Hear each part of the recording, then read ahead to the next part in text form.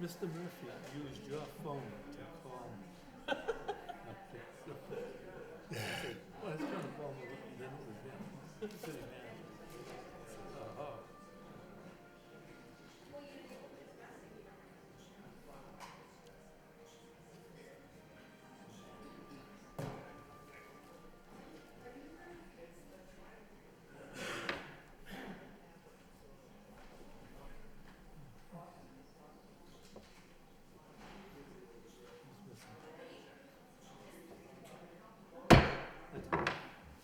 I'd like to call the meeting to order. Everybody please rise. Dear God, today as this session opens, we pray that your presence will be before us and everyone who serves in this decision-making process of our city. We pray for direction which will lead our city to be strong and unified. May we continue the legacy of our founders. May we be granted this day the wisdom to make decisions which will be for the good of our city. We also pray for you, your special blessings on all those who are working to transform our city and make it a better place to live and work. Amen. Please remain standing for the pledge. Pledge allegiance to the flag of the United States of America and to the republic for which it stands, one nation, under God, indivisible, with liberty, and justice for all. Will the clerk please call the roll? Counsellor Kennedy. Here. Counsellor Leahy. Here. Counsellor Mercier. Here. Counsellor Milanazzo. Here. Counsellor Noon. Here. Mayor Samaras. Here. Counsellor Cirillo. Here. Counsellor Conway. Here. Counsellor Elliott. Here. That's 9 present. Thank you. I'd like to ask for a suspension of the rules to take item 3.2G out of order. Motion? I move. So, thank you. So moved. By Councilor Mercier and Second. Councilor Kennedy. Mr. Manager, will you please discuss this issue? Thank you, Mayor, and through you to the City Councilors. This is a very exciting opportunity this evening. As many of you know, last summer, the beginning of last summer, our SWAT team, that we call it, for the representatives from all the departments, did a tour of the Lower Centerville neighborhood to see how we could help to improve the neighborhood. And one of the things we did during that tour is we noticed that there were many abandoned buildings, people that had moved out, but the banks hadn't foreclosed or done anything to the properties. And the properties have deteriorated to really a bad condition. Well, thanks to the Attorney General, she has volunteered to step in and to conduct all of the legal and other procedural issues necessary to have receivers appointed to take over these properties, to rehab the properties, and to sell the properties to families or individuals that would live there and keep them well maintained. It's a great opportunity not only to improve the properties, but once the receiver sells the property, the first lien against the property is for any municipal taxes or liens that are due and owing us. So not only are we going to have these properties brought back into safe, sanitary, and decent housing, but we're going to collect all of the overdue taxes and liens that are due and owing. And what I'd like to do now is we have representatives from the Attorney General's office here this evening to do a presentation and entertain any questions you may have about this program. But there's approximately 18 buildings in Lower Centerville that are going to be a part of this program, and it's really just a spectacular opportunity. So at this point in time, I'd like to ask Amber Villa to come to the podium. Could you introduce your associates who are here with you this evening? And then the floor is all yours. Great. Thank you, Mr. City Manager. My name is Amber Villa, and I'm here with our team from the Attorney General's office. On the far left, my left, Monica Passano, who's an Assistant Attorney General in our office. Next to her, Gabrielle Viator, who is a Senior Policy Analyst in our office. Next to her is Nathan Gardner, the Program Manager for the Abandoned Housing Initiative, and then Jason Peaks, another Assistant Attorney General in our office. Members of the City Council, I just want to thank you for giving me an opportunity to speak with you this evening. I'm the director of the Abandoned Housing Initiative in Attorney General Maura Healey's office. I'm here tonight and joined by several members of the team to share with you a new project that we are extremely excited about in our office. We call it our Focus Community Partnership, and we are thrilled to enter into this partnership with the city of Lowell. The Focus Community Partnership is a first-of-its-kind partnership between the AG's office and the city. It's designed to rehabilitate multiple blighted properties and abandoned properties in the Centralville neighborhood. I want to thank City Manager Kevin Murphy and the Director of Development Services, Eric Slagle, for working with us to create this unique and exciting opportunity and partnership. I also want to thank Register of Deeds Richard Howe for giving us, just being a great resource to us and helping us get this off the ground, as well as Representative Tom Golden, who represents the Centralville neighborhood. The Abandoned Housing Initiative, or we call ourselves AHI, was created to combat issues of blight following the foreclosure crisis and the economic downturn that followed it beginning in 2008. Our mission is to ensure safer neighborhoods through blight reduction and the creation of safe, habitable homes. We're currently working with 127 municipalities across the Commonwealth, and we have 1,400 might seem a bit much, but 400 properties that we are working on currently in urban, suburban, and rural communities. We use a combination of techniques aimed at bringing properties back up to habitability, ranging from working with property owners to using litigation when necessary.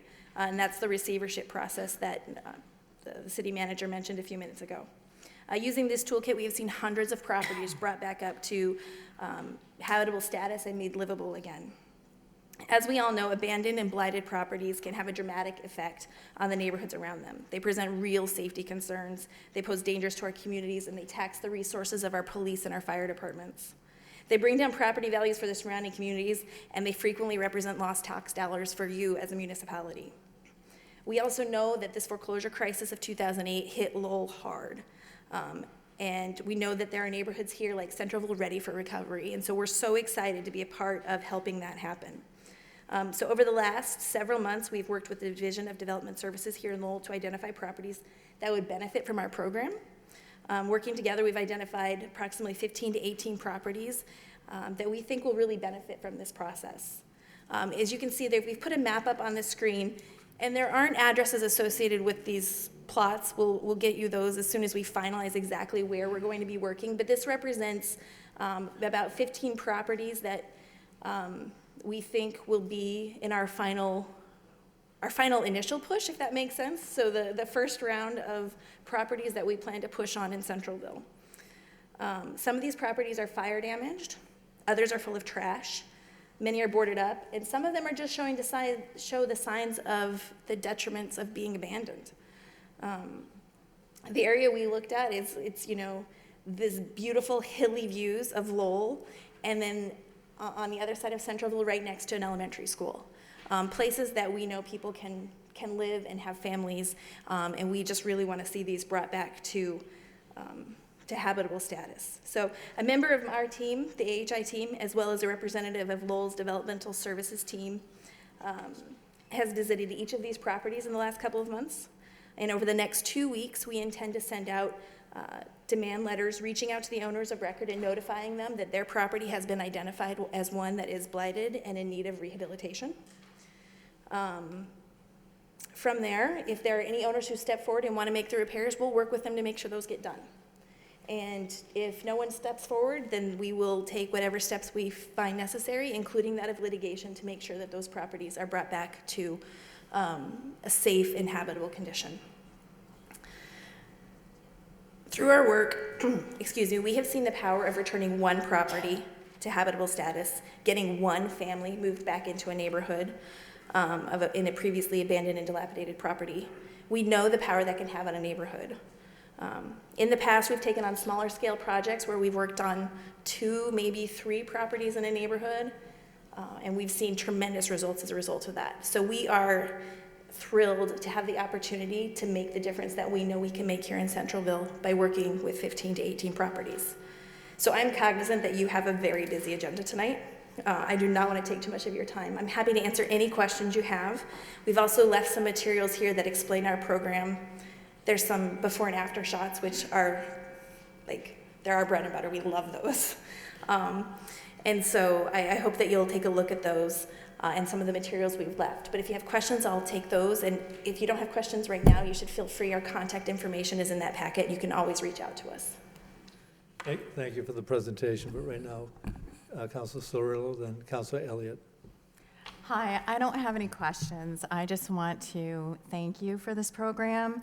Being that I am a counselor from Centerville, I'm really excited about this, and I'm very thrilled about it. So thank you so much. I wanted to be sure to thank you. We're happy to do it. Thank you. It'll be Councilor Elliott Kennedy, then Mercia. Thank you.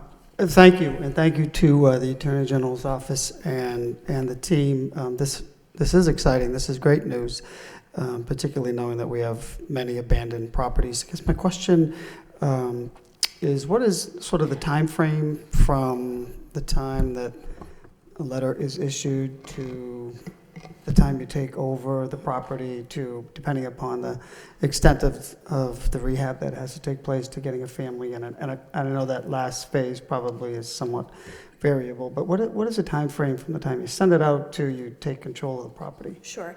So it depends a little bit on each property. Part of it depends on whether an owner steps forward and wants to start the repairs. Under the statute, if they do, we give them the opportunity with some coaxing and guidance and timelines to make sure that happens. When an owner doesn't step forward, and we usually give them about 2 weeks on a demand letter, say, we need to hear from you, we need to see some progress in 2 weeks. If we don't hear from them, then we can file a petition in relatively short order. The statute requires that there be about 2 weeks' notice given to any banks or lien holders before a receiver will actually be appointed. But in an emergency situation, we can move more quickly than that if we were to find that there was something really dangerous in a property. For the average run-of-the-mill, it's probably about 6 weeks. 6 weeks' time from the time you send it out to the time you get notice. I mean, that's good, because I know we've adopted a number of measures. I think Councilman Molinazzo had brought this forward, that banks, certainly to maintain these properties, because they do fall into disrepair and they become, not only eyesores for the community, but, problem properties in many ways. So I think this is great news. This is great for the city. I'm glad you picked Centerville as a place to start, and we have other sections of the city. Do you find you will focus on this particular neighborhood and then hopefully move on to other sections? Or I know you have so many other communities that you're working with, but I also know there are many parts of the city that could use similar attention. So our plan here is to address Centralville. It's the first time we've done, push that away a little bit maybe and see if that helps. Mr. Manager, could you adjust that in the other room, the microphones? Sorry. But we also can work with Lowell in a more traditional AHI model. So AAG Passano actually will be taking over this region, where she will be doing a lot of work in the Northeast Housing Court. And so we would be happy to work with other parts of Lowell simultaneously with this on a bit of a smaller scale, because we're putting so many resources into Centralville, but we can, just as we would work with any other municipality on other parts of the city, we'd be happy to do that, and we're happy to meet with the city and work with Eric and Developmental Services to set that up. Okay, just one other follow-up question. So is this a protocol that municipalities can adopt, or is it the authority of the Attorney General that has distinct powers to proceed with? Sure. No, actually, the receivership, the power for receivership is found in the sanitary code, or the state sanitary statute. Under that, a municipality actually can do this on their own. Sometimes it's difficult. Resources are limited, and it may not be where municipalities want to put them, but municipalities can act on their own. Okay, great. Thank you for coming here. Okay, just try speaking in the microphone. I think it's going to adjust. Thank you for explaining it to us and explaining the program, knowing that sometime in the future, perhaps, we can take over and continue the process in hopefully a similar and as effective manner. Thank you, We're happy to be here. Councilor Kennedy? Thank you, Mr. Mayor. Could I just ask, as a follow-up to Councilor Elliott's question, with this program, you've identified 15 to 18 properties, you said, there's, I think, 14 on the map, but if we can find other properties that would fit into it, are you able to move those into this program? Not the traditional method that you spoke of, but I mean this particular initiative. I think if we identify other properties in Centralville, we'll be happy to slip them into this initiative. In fact, we had started out with more properties, and I think the good news is that a couple have fallen off of our list because they've already been purchased and are being worked on. So we have some additional capacity that, particularly as we start to resolve some of these, we can also add a few more. And are you limited to Centerville? For this particular project, we're focusing on Centralville, but we're happy to work in all areas of Lowell. Okay, so that means properties in other areas of the city could qualify for this program? I think not at this point. We're trying to really focus on the area of Centralville. It's like a half-mile radius for all of these properties is what we're looking at. And if you have particular properties in other areas, we're happy to take a look at them. Is there a duration for this program? Is there a certain amount of time will this program expire after a certain amount of time? This initiative? This initiative, no. This initiative, I mean, I'm not sure that we will be feeding, hopefully we won't need to keep feeding properties in Centralville, but we're going to do this round, and we're in Centralville and in these properties until they wrap up. Okay, so if we were to find, say, 5 or 10, I'm not looking to give you a list of 100 more properties, Sure. but if we were to find 5 or 10 more properties that were in a different section of the city that weren't in Centerville, would they be eligible for this program? Not for the focused community partnership part, but we would definitely take a look at 5 to 10 other properties. Okay. So then, for this program, we're limited to these properties that you've identified in Centerville? Not just these properties identified in Centralville, but the Centralville area. Okay, For that this. neighborhood. That neighborhood for this. Okay. But we have other resources that we are happy to dedicate to Lowell as part of our tradition. This is the first time we've done this, and so we want to make sure we focus on it and see how the program works, and then either move to other parts of the city or other cities where we think we can really bring these resources to bear. Okay, and how do you define the neighborhood? Is it by zip code or by census tract or? That's a great question. I've actually been depending on our partners here in the municipality to help us define the neighborhood. Okay. So you're not sure of that, of how that's defined, it's just Centerville? It's been described to me as Centralville. Yeah, okay. All right, thank you. Thank you, Councilor Kennedy. Councilor Mercia. Thank you, Mr. Mayor. Thank you, Amber, and your associates for this wonderful initiative, this partnership with Development Services staff. This is a great report that you gave us, an excellent report. And we all know that blighted dwellings in any neighborhood shows lack of pride, and it affects the overall appearance of the whole neighborhood. So this is a big boost to the city of Lowell. I'm glad that you're starting in Centerville. I wish that we could continue it on because this is what the city needs. We want to make this city better, and we know that. I want to follow up on Councilor Elliott's ideas as well, because I have brought a few homes that I thought were in disrepair or abandoned, and they were addressed. But a lot of times we find that these homes are owned and taken over by the banks, and the banks, although we're grateful they pay the taxes, they don't necessarily put their whole effort into maintaining the property. So that's what we try to do. We try to get the city to do what they can to help us. So this is the shot in the arm. This is the boost that we needed. So thank you so much for being here. This is what this partnership is all about, to make this a better city, and this is a great report. Thank you so much. My pleasure. Thank you, Councilor Mercia. Councilor Noon, then Councilor Milanazzo. Thank you, Mayor.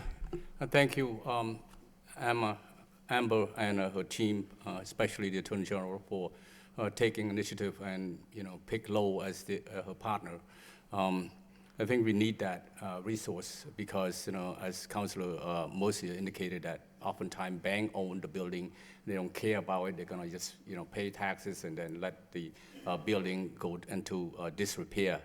You mentioned something to the effect that the time frame will be based on case-by-case basis, and that two-week notice will be given to the bank or whoever the abandoner. So what happens, say, at some point, at some stage, you would have to choose a receiver. How does that receiver, the appointment of the receiver or the qualification of the receiver, or who can be a receiver? Sure. So a receiver can be really anyone in general. So we frequently find that it is contractors, general contractors, sometimes it's attorneys, sometimes it's real estate brokers, someone who can, if not an expert in construction and renovation or rehabilitation, is someone who can drive that process. We have a stable of receivers that we work with regularly across the state. And then in Lowell, Lowell will feed into the Northeast Housing Court. And the Northeast Housing Court actually has its own list of receivers that in a standard, typical receivership, the court would ask us to go down the list and take them to offer any receivership to the next person on that list. And if they don't take it, we'll move on. If we have extenuating circumstances related to a particular project, or if we think that there's a particular skill set we need to make sure a project gets done because there's just something about the property that's a little unique, we can petition the court and they may let us deviate from the list. But there are a couple of built-in means for us to identify receivers to do this work. Thank you very much. Thank you. Councilor Milonazo? Thank you, Mr. Mayor. Thank you to the Attorney General's office for working with Development Services, and thank you to the administration for bringing this forward. I think a focused program like this is very important. A few years ago, we did work with a couple of receivers through the Planning and Development Office. We had moderate success. But what I'd like to just add to the discussion is that the Lowell Development and Financial Corporation, which is a consortium of local banks, they have a housing rehabilitation program that I know that they would be willing to work under this focus program. And they also have a program where first-time homebuyers, if you're an employee of the City of Lowell, or community teamwork, or the University of Massachusetts at Lowell, they could qualify maybe to buy one of these homes once they're restored. So again, congratulations to everyone involved. I think starting in Centerville is a great first step. It's a leap, if you will, to identify these 15 homes and to work through the whole process. So thank you all for being here. Thank you. Thank you. Councilor Leahy? Thank you. Could you just, we're not kicking people out, right? These houses are abandoned. These houses. There's nobody living in the homes. That's right. And then I read a little bit further. So if you are picked as a receiver, you take on all the risk, you supply, do all the labor, and then generally you're the first one that gets the bid on the home? Right. The way it generally works is that once a receiver is appointed, they put a lien on the property. It's a super priority lien, which means that they take above the bank. They get paid first, except for, which usually municipalities love this, except for the municipality, who gets paid, absolutely gets paid first for their municipal liens and taxes that have not been paid. And then the receiver would be paid, and then any money left over would go to banks or other lien holders on the property. And is there some sort of, so say I go in, I win the receivership, I go in, but I charge $300 an hour, and someone else comes in and they charge $100 an hour for their labor. How do you deal with that? There's a couple of different ways. There's a couple of built-in checks on the process. One, the receiver has to file reports regularly with the court, and the court and the housing specialist in the court are reviewing those so that there aren't any extraneous or really excessive charges. We also will be looking at those reports and trying to make sure there's nothing excessive included in them. And then there's a little bit of risk for the receiver. So in an area where property values are not astronomically high, there's always a risk that you won't be able to sell the property for what would cover your lien. So there's really an incentive to do things efficiently to make sure that it's done well and brings a good price, but efficiently and done well so that you get paid. Okay. And it goes through all the proper codes and That's building right. codes and. Before a receiver's dismissed, we'll make sure that inspectional services is out there and inspects the property. Okay, all right, because I think that was a question on people's mind. We want to make sure that we're not kicking families out of homes that can't afford to clean them up. Okay, thank you. Absolutely. Thank you, Councilor Leahy. Councilor Conway? Yes, thank you, Mr. Mayor. I want to say also echo what my colleagues have mentioned, that I want to thank you for being here. It's an excellent presentation. And I think we all will agree that when we try to attract, whether it's business or families to the city, and they're driving around in a specific area, and they see that there's a lot of rundown homes, this obviously affects their decision. So again, I thank you very much for that. Just a quick question, and I don't know if you, if it's possible to evaluate it, but other areas that you have worked in, when you have gone into a specific area, and you have done over, whether it's 5, 10, 15, 20 pieces of property, needless to say, the evaluations of those properties have substantially increased. Is there some type of study that had been done that the specific area itself, what has the rippling effect on their property values? So to my knowledge, there haven't been any studies that are specific to receivership in the way that we're doing this. But there was a study a few years ago that showed a 10% at least decline in the property values when there was one abandoned property on a block. Okay. So when you're dealing with an area like Centralville and you've got multiple on a block, I think the opportunity for improvement based on turning 1, 2, 3 of those around is huge. You turn around 15, and I think you're looking at a different neighborhood. Well, I'm sure the neighbors are very happy that you're in there helping out, because again, it certainly will affect their property value. So again, thank you very much for being here, and thank you for the presentation. Councilor Kennedy? Yeah, I'm sorry, when will it start? So our plan is to send out demand letters in the next 2 weeks. And then as soon as we start receiving responses from that, we'll be able to identify sort of what next steps are with each individual property. So, exactly how long it'll take us to actually see one of these in court or seeing a receiver appointed is hard to predict, but those letters are going out in the next 2 weeks. Okay, so the process will be underway within 2 weeks. Good, thank you. Absolutely. Ms. Vila, thank you for your wonderful presentation, but Mr. Manager, could you just sum up what we have here? Yes. One of the real advantages of this program to us is we've tried to do, as you stated, Councilor, and you questioned, we've tried to do this receivership program ourselves, but we've had a hard time attracting receivers to conduct this. So they have the resources. You heard Amber say that they have a list of receivers that we're going to be able to tap in the future. So when other properties come to light in other parts of the city, we'll certainly tap into their resources to do the receivership program on our own. So that's an offshoot of this program that's really going to be beneficial to us. So I thank you very much on behalf of the city. We really appreciate it, not only for Centralville, but also for the rest of the city, that we're going to be able to tap into your resources. Thank you. No, I thank you all for having us. We're incredibly excited to be here and to do this work. Thank you. Thank you again, from all of us.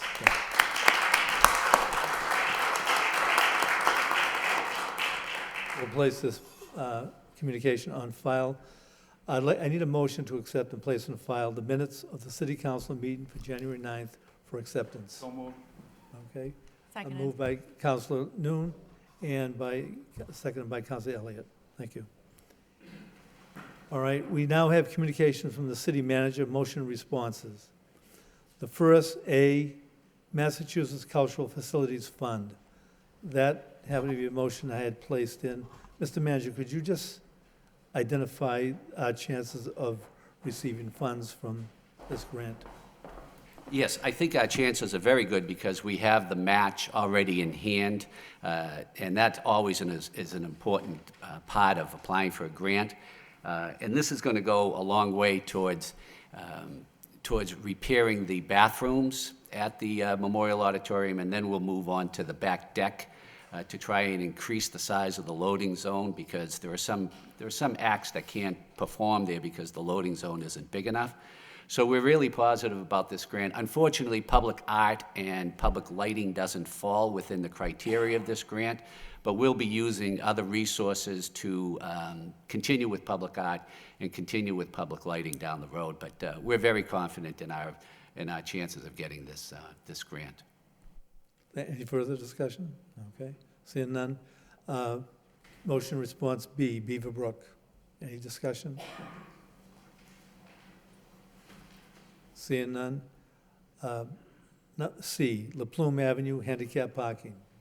Councilor Mercia? Thank you, Mr. Mayor. That was my motion, and they do have a handicap placard, parking sign in front of their home. Thank you so much. That was wonderful, well-deserved. Their son is 26, He's handicapped, physically disabled. They have another special needs child. It's very difficult, so that was well worth it. Thank you so much from them. Thank you. Okay. Item D, intersection of High Street and Roger Street. Any discussion? Seeing none. Item E, intersection of Aiken Street and Lakeview Avenue. Council Leahy? Thank you. Through you to the manager. On this intersection, what I was looking for is if we could have maybe the city engineer look at it. It's just, in the morning mostly, it gets tied up because, I don't know if we should look at that and make it 2 lanes at the intersection. There's a lot of traffic going left over the Aiken Street Bridge, but a lot of traffic still wants to go straight or take a right. And people park 20 to 30 feet in from the corner. So you've got a building, and then you got a driveway and a Cameo Diner, and then a street. It's not so much the Cameo Diner, but it's the next 2 buildings that people park there all night, and they're in there in the morning, and it just ties everything up. And maybe if we could take a look at that to make a straight or a right-hand turn lane, and then a left lane, it might ease up that traffic in the section. So that's what I was looking for on that. Okay, Mr. Bossinetto will look into that. Thank you. Councilor Mercian? Thank you, Mr. Mayor. Through you to Nick Bossinetto, lines were put down from High Street to Roger Street. Is part of that street State Road? No, ma'am. The Roger Street is all city-owned, it's a city street. From High Street up to the V? Yes. And did they mark the lanes up there? So we did that a couple of years ago. We narrowed down the lanes to make them 11-foot lanes. Yes. So they need to be repainted every Right, year. they do, so Yes. that's why I'm saying if it's ours, Yes. then please put it on a list somewhere. Thank you so much. Yes. Thank you. All right, informational now. F, 2017 CompStat crime data. Any discussion on that? Councilor Kennedy? Mr. Mayor, if I could, not on item F, but going back to item B, if I could, in the manager's report, he's recommending that we send a follow-up letter to the federal delegation to restart the funding request, and so I would make that in the form of a motion that we instruct the manager to do that. Okay, do we need a second? And second by, Second. okay, thank you. By Councilor Elliott, thank you. Any further discussion? Okay. We covered the Attorney General's receivership program. H, sidewalk snow removal. Any discussion? Councilor Noon? Mr. Mayor, if I may go back to the CompStat report, crime data report, I just want to notice that, you know, in all violent crime in the city, as indicated by the chief, 2017, the rate is really a decrease, and that's commended. I want to commend the chief and the patrol officers for a great job there. And I noticed that the only part of the city with regard to crime in 2017 is the South Lowell. It seemed to increase. I don't know what's the reason for it. Maybe the chief can expand on that. Councilor Noon, you went back to point F. That's Do you on have page question- 2. Okay, do you have questions from Yeah. Chief Taylor? Chief Taylor? Yes, Mayor, thank you. Through you to Councilor Noon. You're correct, Councilor, that the South Lowell did increase slightly, but statistically, it's a very small number. It increased from 47 to 61. Right. And in terms of all the neighborhoods in the city, that is, a significantly low number compared to, a couple of hundred in other portions of the city. We will have a more comprehensive analysis with our NIBRA's crime data, which includes all crime in the city. That will probably take another 30 days or so for the crime analysis to compile that data. And when we do get that more comprehensive data, we'll be able to analyze in more detail and figure out exactly what that small increase accounted for. Thank you, Chief. Great work. Councilor Leahy? Thank you. I just want to mention, too, that last night, the Centerville neighborhood group, they were pleased too, so the report up there, things seem to be under control in that neighborhood, that, not that they were out of control, but seems to be going well up there with the police presence and everything, so. I will say, the men and women of the police department have done an exceptionally good job over the past several years. When we get the more comprehensive crime data, hopefully, I anticipate we'll have a reduction, and this will be the 4th consecutive year in a row of a significant reduction in crime in this city. I don't have the data going back, 20 or 30 years to make a comparison, but I would say that the overall crime in the city is very likely at a generational low. Any further questions? Councilor Elliott? Thank you, Mr. Mayor. I concur. I think these are good numbers, Chief. I think the strategies that we continue to look at, continue to alter or change to address various crimes is working. I also think, some of us that have been around a little while, when we pushed public safety, when we insisted that we increase our number of police officers on the force, I think, to me, there's got to be some correlation between more officers on the force. Absolutely. And the tactics that we are looking at and the new technology that we are using makes a difference. I think that's a message that we have to continue to let people at home know, because, some of the, when you read the newspaper sometimes, then it still becomes alarming, particularly for burglaries. I do see that those are up, Chief. Is there any, we want to be able to continue to invite and attract small businesses. Anything in particular with that particular? We, like I said, Councilor, we'll get a more comprehensive, detailed analysis in 30 days or so, and we'll be able to drill down into that data. Just on burglaries, it's not just Lowell. I mean, it seems that it's happening in other communities. Is there any systemic reason that's happening? I think many occasions burglary is a crime of opportunity, and so what we do is we try and educate as part of our prevention strategy. So we talk to community groups. We use extensive use of social media now to try and encourage people to harden their particular residence and use things like lighting and surveillance cameras and neighborhood groups where they can kind of watch each other's property. And so we do all those things. So you're correct, Councilor, there's a small increase, but I still think if you were to go back several years ago, those numbers would be significantly higher. And we will continue to make an analysis of. No, I would agree that they're down. It's a slight increase without question. I guess I also wanted to focus on the robberies.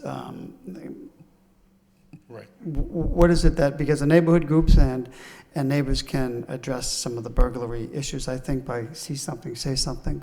What about the robberies? Those, are we talking about the convenience stores and others? Well, it's that. Of particular concern now is robberies that we've seen that have a social media or an internet kind of connection to them. And so there's been a proliferation of people buying and selling things on apps, Facebook now, things like that. And so that is another opportunity for the criminal element in the city that would be looked to try and steal things, to make those connections. And depending on, how they do it, they can make those connections anonymously, meet people at street corners or in, alleys and things like that. We try and discourage this. This council, at the request of this council, we did put in an electronic marketplace, so to speak, in front of the police station. We've encouraged people to use that venue when you're going to sell or buy something electronically over the internet. That's a safe place. We have surveillance cameras. Obviously, there's police officers there. Much better to do it there than in some street corner or back alley. That's of a particular concern. Thank you, Chief. I know we'll all look forward to that. We bounce back to crime data. Any further discussion? Councilor Milonazo. Thank you. Through you to the chief. This is a very encouraging report.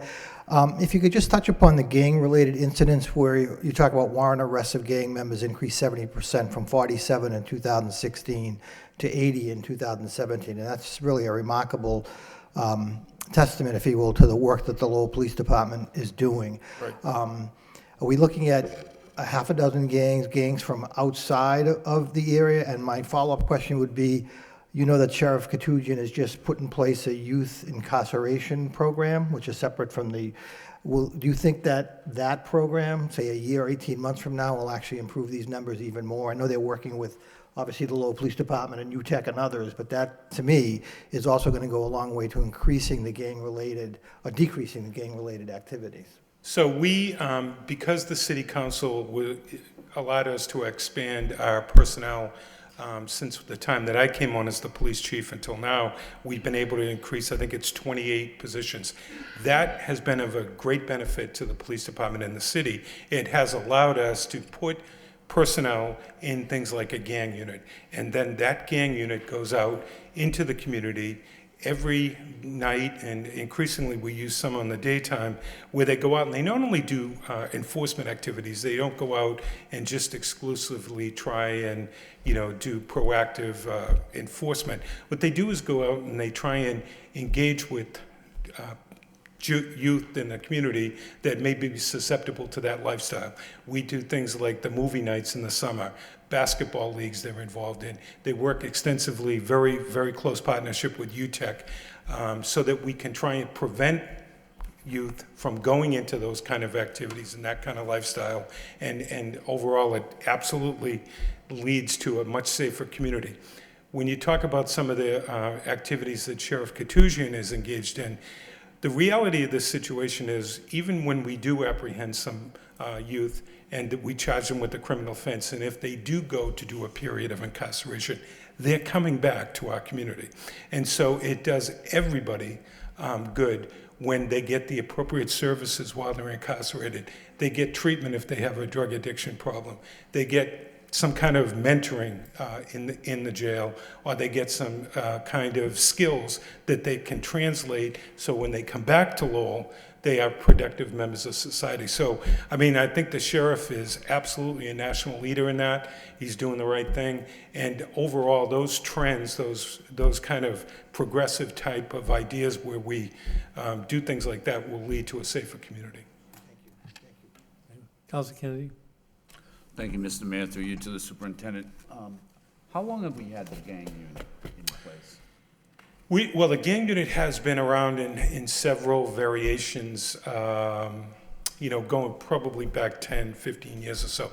There was a period of time in the 2008, 2009 range where we saw a reduction in our personnel. And so, unfortunately, those were some of the units that were cannibalized.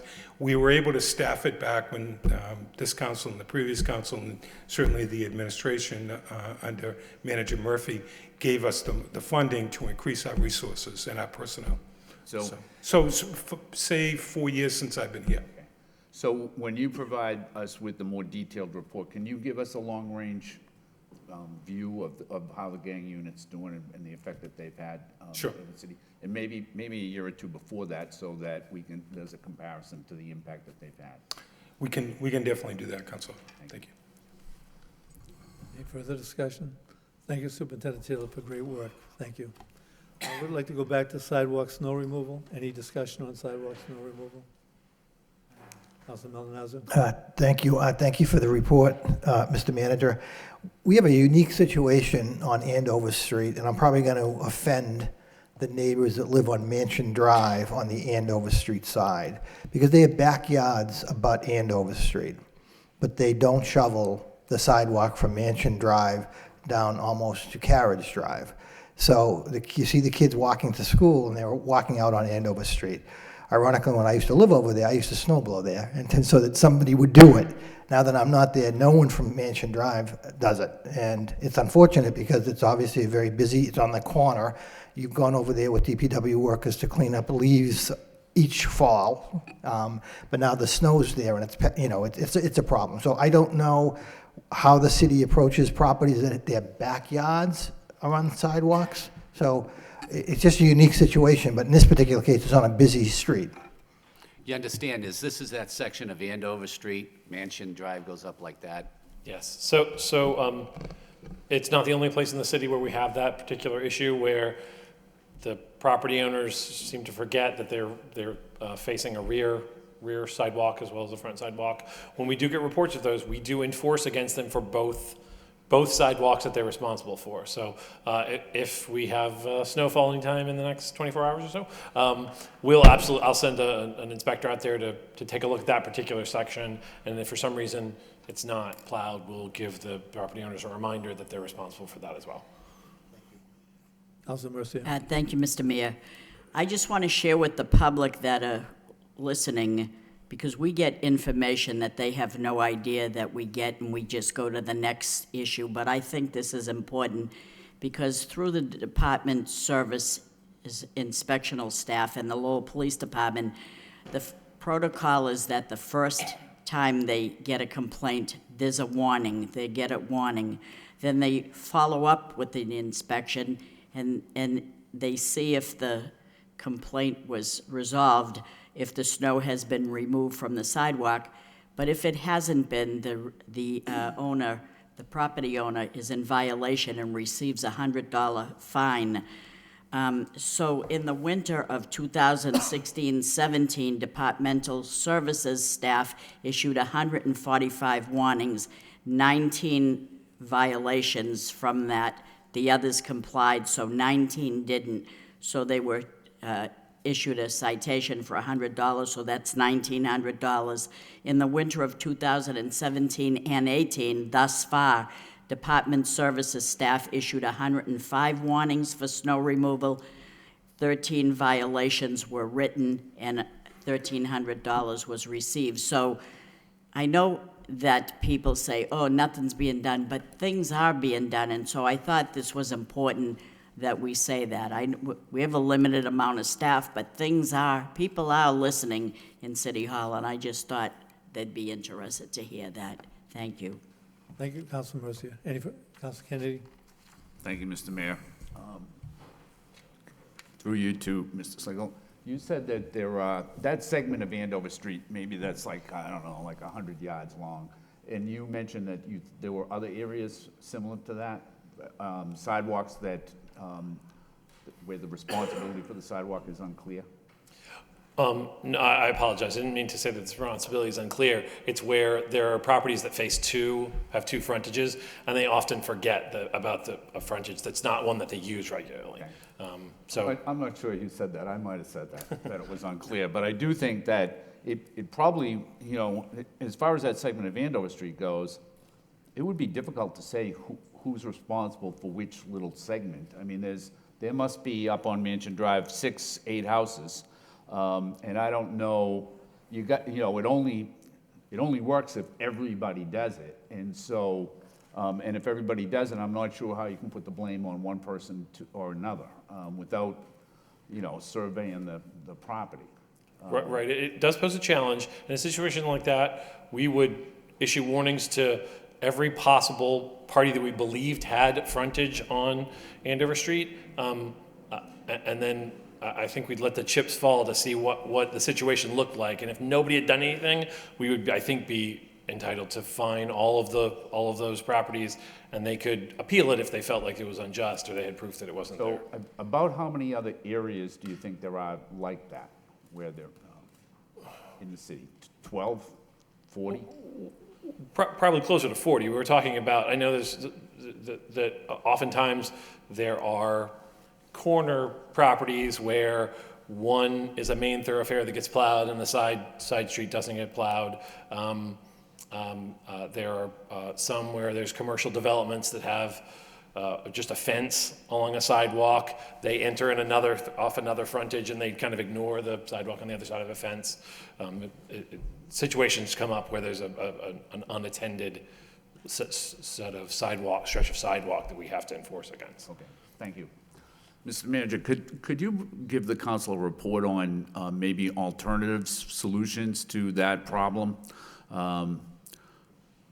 It's tough enough, I think, to get people to shovel their front sidewalk without getting them to shovel their rear sidewalk, especially when it might be somewhat ambiguous as to who has ownership or responsibility for the sidewalk. And so, maybe if there are not too many areas like that, maybe there's a better way to handle that problem. I think it's at least worth taking a look at. That's all, Mr. Mayor, thank you. Any further discussion? Okay, item I is snow removal presentation. Mr. Manager? So without further ado, Tom Belgard is here with his props and color-coded areas. And Tom, this is the presentation that we've asked you to do in the past, and if you could just briefly go through the presentation of what our protocol is for snow removal in the city, and then I'm sure there's going to be a number of questions for you to entertain. So take it away, Tom. Okay. Thank you, Mr. Manager, Mr. Mayor, members of the council, and thank you for the opportunity to reviewing our snow and ice master plan. There was a few questions last week's council meeting, and one that comes to mind was when we made the decision on plowing, where do the plows come from and where do they start? And that's a good question. If you turn to page 1 in the information packets that I gave you, you're going to note that the city of Lowell is divided into 18 routes plowing zones. And within those 18 zones, we assign 8 DPW supervisors or spotters, which oversee and help us to maintain and open up 520 lane miles by using 50 pieces of park department equipment, public works equipment, and 200 contracted pieces of equipment. And when we're fully deployed, I'm just giving you some points here, it's approximately $23,000 an hour. So to answer the question, when we deploy our plows, we have the ability to apply them everywhere. Because the spotters that we set up, the network of spotters, these plows, equipment related to the areas that they're in, are assigned probably in the vicinity of 25 to 30 contractors, which when we make the call, they make the calls. So within an hour's time, people are reporting the work all over the city. So no one section has advantage over the other. And it's a pretty effective operation. The second piece is how we do in a city like ours. We have assigned transportation routes throughout the city. When you look at page 2, which is our bus stops, our priority routes, the bridges, we have a network of bridges, bus stops, and priority routes that we coordinate with Transportation Office of the school department. It's done every year at the same time. We've done it for the past several years. Every year, if there's something that changes, we modify the plan. This year, there was 0 modifications. We are expecting a few modifications next year. You'll note that we have approximately 40 bus stops that they prioritize as the most important areas that they want us to address first. Along these walking routes and bus stops, it affects approximately 30 city bridges. Some of them are very small bridges. Approximately 23 of them are done by hand with hand crews. The next piece is the the snow and ice operations as it pertains to this public school system. I gave you a summary sheet that gives you them all lined up on one sheet, but as you walk through your packet, you'll note that I also gave you separate sheets on each school location, so you can actually see a close-up of a school or two that might be a point of interest to you. The one thing to know about this particular piece is that during a snow and ice emergency, all priority personnel are involved. Nobody's left out. Everybody has a role to play. And when you walk through the different schools in this packet, what you're going to note is that they're color-coded orange, they're color-coded green, and red. Orange is typically reserved for the Public Works Department. They come in with the big trucks. They either haul it, stack it, push it. The greens are the Park Department working the sidewalks and the walkways that are beyond the school borders as you go to the school. In the red areas, basically those areas, the landings, walkways, entranceways, stairs, etc., that the work is performed by the schools, which is very important because there are 93 custodians in the city, and most of the jobs that we assign them to are labor-intensive. Thus, it's better for them to work with us where we don't have to get out of the machine and we all kind of do this together. And what we found over the past 5 years, it works very well. They've been very cooperative. It's one unit working together. A lot of work gets done, and it gets done in a timely manner. And then the last piece of this, the snow and ice plan, is what do you do when you're after the snow and ice emergency, and you have several events that have happened, and now you have snow loads in the downtown, in the different neighborhoods, the business districts, City Hall, etc. And what we do is we have a network of, you can look at the last sheet, which is the actual, just thumb through it, the actual snow and ice removal master plan for downtown. Most effective between the hours of midnight and 6 o'clock in the morning. And what we try to do is, once the decision is made that we must start looking at removing the snow banks, the snow load from downtown, is we'll mobilize the in-house workforce. If we deem it's needed, we'll bring in contractors. And what that allows us to do is, in a period of approximately 6 hours, we're able to take all the snow from Merrimack, Central Street, all the adjacent streets from downtown. Right now it goes to the Hamilton Canal property, and it used to go to South Common. As the council knows, that we are putting our best foot forward to renovate South Common, so that will no longer be an area that we're going to be dumping snow and trucking into. And there will come a time, probably next year or the year after, where it'll be limited on what we can do with the Hamilton Canal District. You'll notice on the color-coded map of that snow removal process, you'll note that there's some dots and dashes on that list. And what that indicates to us are the vaulted sidewalks in the downtown. And that's a very important issue for us to know, and for those that are out there plowing to know, because in certain color-coded vaulted districts, it's been deemed where heavy equipment can no longer apply, can no longer operate over those sidewalk areas. So it's very important that as the time goes on, we continue to pass along that information to those folks that are downtown doing that type of work. Again, through the color-coded operation, you can see that there's green and orange.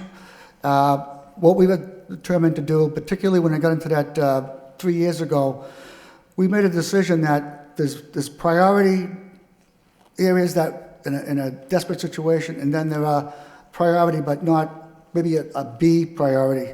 So what you see is major roadways that go through downtown to get you from one area, one section of the downtown to the other, or in the city, entering the city, egress in the city. So that would be, in an emergency like we had 3 years ago, that would be determined as the first piece of this plan to implement. The green, which is all the adjacent streets, and they're all important to us. And when I say it, it's 1 and 2. You have to start somewhere, you have to end somewhere. So in a nutshell, this is a plan that's implemented. Last year, I think we might have done it twice. A couple of years ago, we probably did it 4 or 5 times. We have not been, it has not been deemed necessary this year that we do this, even though we did take the recommendation of some of the city councils last week by punching holes in the snowbanks. Ultimately, Mother Nature took care of those issues, and we were able to get beyond that. As we move into the future, every snowstorm's different. Some snowstorms are a 10-hour storm, that's an average snowstorm. Then we get into the more involved ones, which go 15, 20, and plus, and where we bring in the contractors. Again, because of the cost of the average cost of contractors, it's the most expensive thing we do when we bring in the contractors, because it's all prevailing wages, and it's all set by Massachusetts standards. So, as I said, for what we can do on a limited basis, but perhaps under $5,000, when we bring the contractors in, the average contracted rate is about $23,000, and then you add on the $5,000, so you're looking at about $28,000 to $30,000 per major storm event. Does not include the salt that's involved or some of the other particulars. But I can tell you just to step back for a moment, part of the philosophy that we have when it comes to placing our spotters, we know and they know, because there's the same spotters every year, if they're in Pawtuckaville, they're in an area that the roads are wider, they're longer, so we assign equipment to that spotter that complements that area. Back Central Street, the narrower, shorter roads. We even take topography into play here. We know that a major challenge to us in the past has been the hills of Centerville. And it can become a very dangerous situation if we can't react to it in a timely manner. What we did to expedite that process is we moved a satellite salt depot down at Duck Island. So what happens now is, in the past, to deploy salt and sand to the hills in Centerville, you had to go to the landfill, get filled up, empty out, go back to the landfill, etc. What we do now is you leave the landfill with the first load, and then the third, fourth, and fifth load, you drive down the street to Duck Island and right back up the street again. So we've been able to modify some of the approaches that we've taken over the past few years. We continue, this plan's not flawless. Every year we improve on ourselves. But what I can tell you in just my closing summary here is we take winter very serious. It's normally several weeks before you get the first snowflake that we're meeting. We have orientation with our spotters. We meet with the school department, making sure that what we do, what we know, they agree to what we're trying to do, and to continue on with transportation, with the assistant superintendent of schools and his staff along with my staff. So it's something that, as I said, we take very serious. We take it over the several weeks. Usually at the end of September, the contractors start putting in their applications. Then they get processed through the law department. They go through the final inspection, and they get placed accordingly. So I'm here to answer any questions you may have. That I know that was kind of just a summary, but I'm here to ask any questions you need me to answer. I'll do the best I can in answering those questions. Thank you, Sorry, Mr. Mayor, Councilor through you to Commissioner Bellegarde. Thank you for the report. This is a good report. I know this is it's not an easy job to remove snow. The only suggestion that I would have, and it's because I received calls last week or during the last snowstorm, is some of the schools, the Greenhouse School would be one. They don't have any parking per se. So what they depend on is on-street parking. So, you know, that area, that's a tight little neighborhood anyways, but that's an area where really the snow has to be removed from, you know, from the street altogether to open up that parking, or else there's just not enough parking for teachers, and I don't think that we should be expecting teachers to have to walk half a mile or something to find a parking space to get to school in the morning or on the way back. I think another one that comes to mind is the McAvenue up on Mammoth Road. I think the teachers there depend on the parking in the park across the street, which is probably handled by somebody different. But that's probably, it's important that be cleared in order that the teachers have enough parking. And I don't know, there's probably other examples. I don't think there's many more, but there may be a couple of others. But if you were to get in touch with the school department, they could probably tell you where. But I know for sure the Greenhouse relies on that on-street parking, and so if they don't have that, they're really they're in tough shape. Totally noted. Yeah, thank you. Thank you, Councilor Kennedy. Councilor Cirillo? Hi, yes, thank you so much for this report. Thank you, I appreciate it. I just had a quick question to go through. Okay, so it starts snowing out. When do you start with the sand, and then when do you start with, I mean, does it have to be so many inches where you start with the plowing, just so that the residents can get an idea, okay, well, here's when we start with the sand, here's when we start with the plowing of the snow. Can you just talk a little bit about that so that the residents know, okay. So we have two dedicated weather services that design Lowell's weather. So we're on a cutting edge of weather, and they are fairly accurate. What normally happens is when it comes to street and public safety, when we know there's something coming, we would normally go out when the event starts. It would start treating the streets. Okay, we still don't have snowfall yet, plowable snow, but we have to treat the streets. Okay, it's not something that we can gamble on, because if we try to play it safe and we're wrong, it affects everybody everywhere. Okay, the second phase of our operation, which is the actual sidewalks, the schools, and things like that, we have the luxury of waiting until there's 2 or 3 inches on the ground. When we see it, we can react to it. So while the Public Works Department is out there doing the sanding, there's approximately 25 of our sanders and 6 contracted. When they do the sanding, a 3-hour operation, approximately 3 hours operation to do so. Then when the snow starts getting to a point where it's plowable 2 inches, then the whole thing changes over. You'll see the sidewalk people out, you'll see the plow people out. Now, again, it could be a snowstorm like tomorrow, where it's a elongated event, might be several inches, but it's over 15 hours. That's something we might, as we get into it, we might feel as though we can save the city some money by doing it ourselves, okay? So, and again, most of this will be during the daylight hours, so we'll take that approach. If something should change, and sometimes the weatherman has an update and it looks a little different than what we thought, then we will make that decision at that time. Call the contractors in. Once we get beyond the snowstorm, our goal is to get the streets opened up as soon as possible, get the contractors signed off, and then getting the schools and all the related areas open and ready for the following day. So I just have one more question. Sure. Is this online on the city website so that all the residents can see this report? Is it? I'm not sure it is, but I'll check it. Yes, that's good, yes. Fantastic, so that Yep. the residents can be able Sure. to review it and look at it and understand where they are in the plow schedule. Sure. Thank you. Yep. Thank you. Ms. Manager? I'll make sure we put that on the website tomorrow. Councilor Elliott? So I know it's a complicated business, and I think that we do as good a job as anyone considering how many miles we have to plow. My question is, Mr. Bellegarde, and I know the process changes based upon the amount of snowfall that we have. For instance, the last snowstorm, we put every piece of equipment on the street just so people can drive.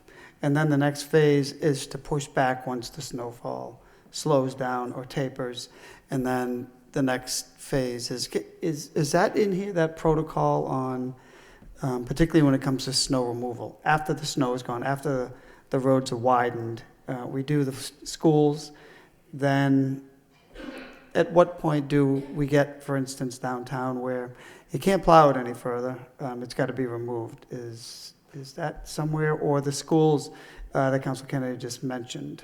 Because I think after 2 or 3 days, it's important to know that at some point, I know that the workers have to sleep, they get a rest, and then, boom, do we go down and remove in certain places of the city at some point?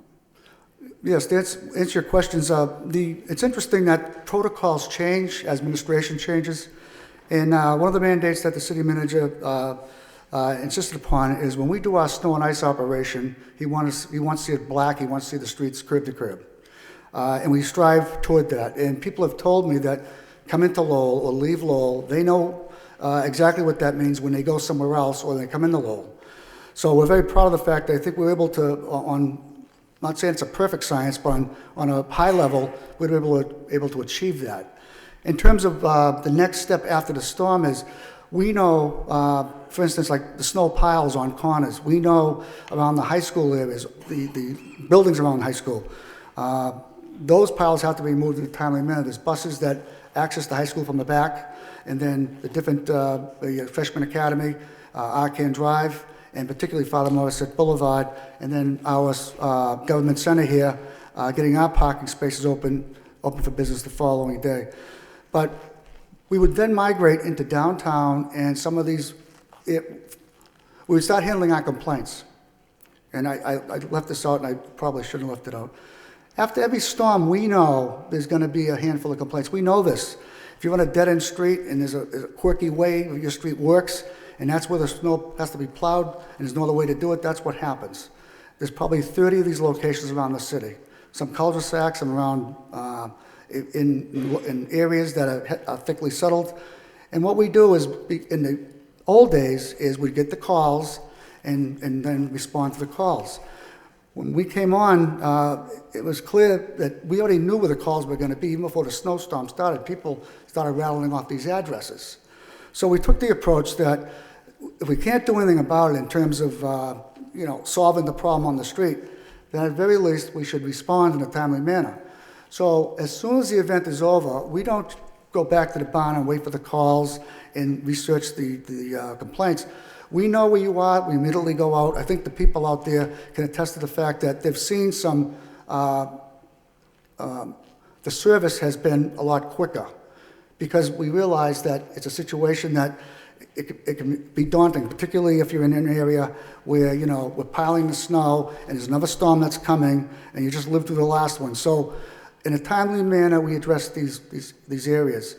In terms of branching out into the downtown is one of those areas. We assist with all the sanding, the salting, the snow removal of snow and ice in the downtown, the sidewalks. We widen up the openings on the corners. And any piles that when we're driving with a view of sight, you can't see the guy, you know, coming at you from the other side, those piles have to be moved and have to be removed in a timely manner. So as all this rolls out, we get to and through those type of things. There are some times where people have a tendency of, you know, in some areas, as fast as we put the snow up, you know, push it over to the side, they're shoving themselves out, throwing it right back in the street. So there's a process that we have to follow. We know where those areas are. So we work through that. At the end of the day, you know, and it's going to get frustrating, particularly if you're out there shoveling your street and, you know, you think we're done, and we come back for another pass. But at the end of the day, it really benefits all of us. And I think that as a whole, I think, you know, the men and women at the Public Works Department who answer the phones and plow the streets and do the 30-hour stints really should be commended. This particular time, and it's ironic because I signed my papers and all of a sudden all these things start happening. We had a snow event on Christmas Eve into Christmas, okay? Many people didn't get home. We dealt with the snowstorm. New Year's weekend is New Year's. Same thing happened. We dealt with it. We're ready to deal with it tomorrow. We're going to deal with it next week. These folks are committed, and at the end of the day, and we're responsive. If the snow did not melt from Mother Nature, we thank her for doing that, we'd have been doing more of that this week. So we don't stop until the job is done, and once the job is done, we retool our equipment to do other related work. Okay, I think you answered my question that, and after the snow, and there are certain areas that have to be, the downtown and some of the schools, those are on a list, and then once we're done plowing, then we'll go to remove. I'm afraid to ask this question, but I know we bought a piece of equipment a number of years ago. It was a lot of money. It was $250,000. It was an oversized snow blower, and I know there were some challenges, but isn't that something that would, in a timely manner, work particularly in the downtown? Yes, Council. Well, yes, it would. The thing is, the auger that's attached, and it was probably, that figure's probably right around where it was purchased several years ago, and it was purchased for major snowstorms, like 3 years ago. We had that one 3 years ago. We were fortunate to have a machine like that. However, you know, we're not in Wisconsin where you're going to get those kind of events on a regular basis. And to operate a machine like that, for instance, in the downtown, and not to say we wouldn't do it if we had the downtown to ourselves during one of these nights of a 12 to 6, but the machine itself is probably 5-8 feet wide, and then you have to partner it with another piece of equipment, which would be a dump truck, which would be another 8 to 10 feet wide, and they'd have to straddle the street together, which would be a slow-moving operation, and as one truck got filled, another one would pull up behind it. So it can be done, but it's clumsy and it's awkward. Second piece is the machine itself. When you're in the downtown snow load, particularly in the downtown, if the machine catches anything in those piles, you lose the machine. Just like if you have a snow blower in your driveway, you know your driveway is free of articles that might damage your snow blower, so you just go ahead and snow blow. I mean, downtown, we had that major event 3 years ago. Benches were missing, receptacles were missing, mailboxes were missing.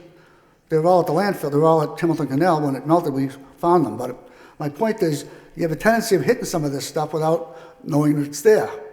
So the short answer is, we probably, if we were doing this during this administration, I would recommend to the manager a different approach. But we do have it in place. We do use it on occasion, but it's not something that can really be, it can be used anytime, but it's not something that you'd apply to, like on the storm tomorrow. It would be overkill, and it'd be clumsy for the process and the vendors in the downtown. Okay, I understand. I understand it's a very large machine, but I have to say, you know, around Christmas time, it felt like we were in Wisconsin. I think that probably could have been useful downtown to clear it out when, like during the snow ban, when there are no cars, there should be no cars, because I understand that's a challenge, but, okay, so, thank you. Thank Council Leahy, then Council Conway. Thank you. I appreciate the report. Just to touch a couple of bases what Councilor Elliott was talking about. You do use the machine over like on Father Morissette Boulevard, right? It looks like you run it up there for the parking spots up there. Yeah. Because it's wide, it's open, it's a wider street. It doesn't have the merchants and the impact from the business folks. So that's one of those areas that can be used. Okay, but we do use it. I mean, it's out there. Oh yeah, we've used it. It's just not the cure-all to just, you would, looking at a machine like that, you would think it can do a lot of work, and it can, but it has to be in the right setting, and really, like a Father Morris said, is the perfect example of how it could be used. Yeah, okay. The only thing I wanted to work on with the manager and your office is, I think the downtown, we just need to get cooperation from the businesses. I mean, they've got to be responsible for their businesses. They got to push that snow off the sidewalk and into the street, and eventually it'll go up the street and get taken away. Because you push a lot of snow up to, say, City Hall, you make big piles and you take the snow away. So if more snow was on the street and it was moved up, a lot more snow would be out of the downtown, right? I mean, Right, making big every piles. So little that bit would helps. work. Yeah, Central Street, Middle Street, Market Street, Merrimack Street. I mean, that's the approach we need to start working on this year and next year and really, get them out there. I mean, they've got to help us with the shoveling the sidewalks, the salting.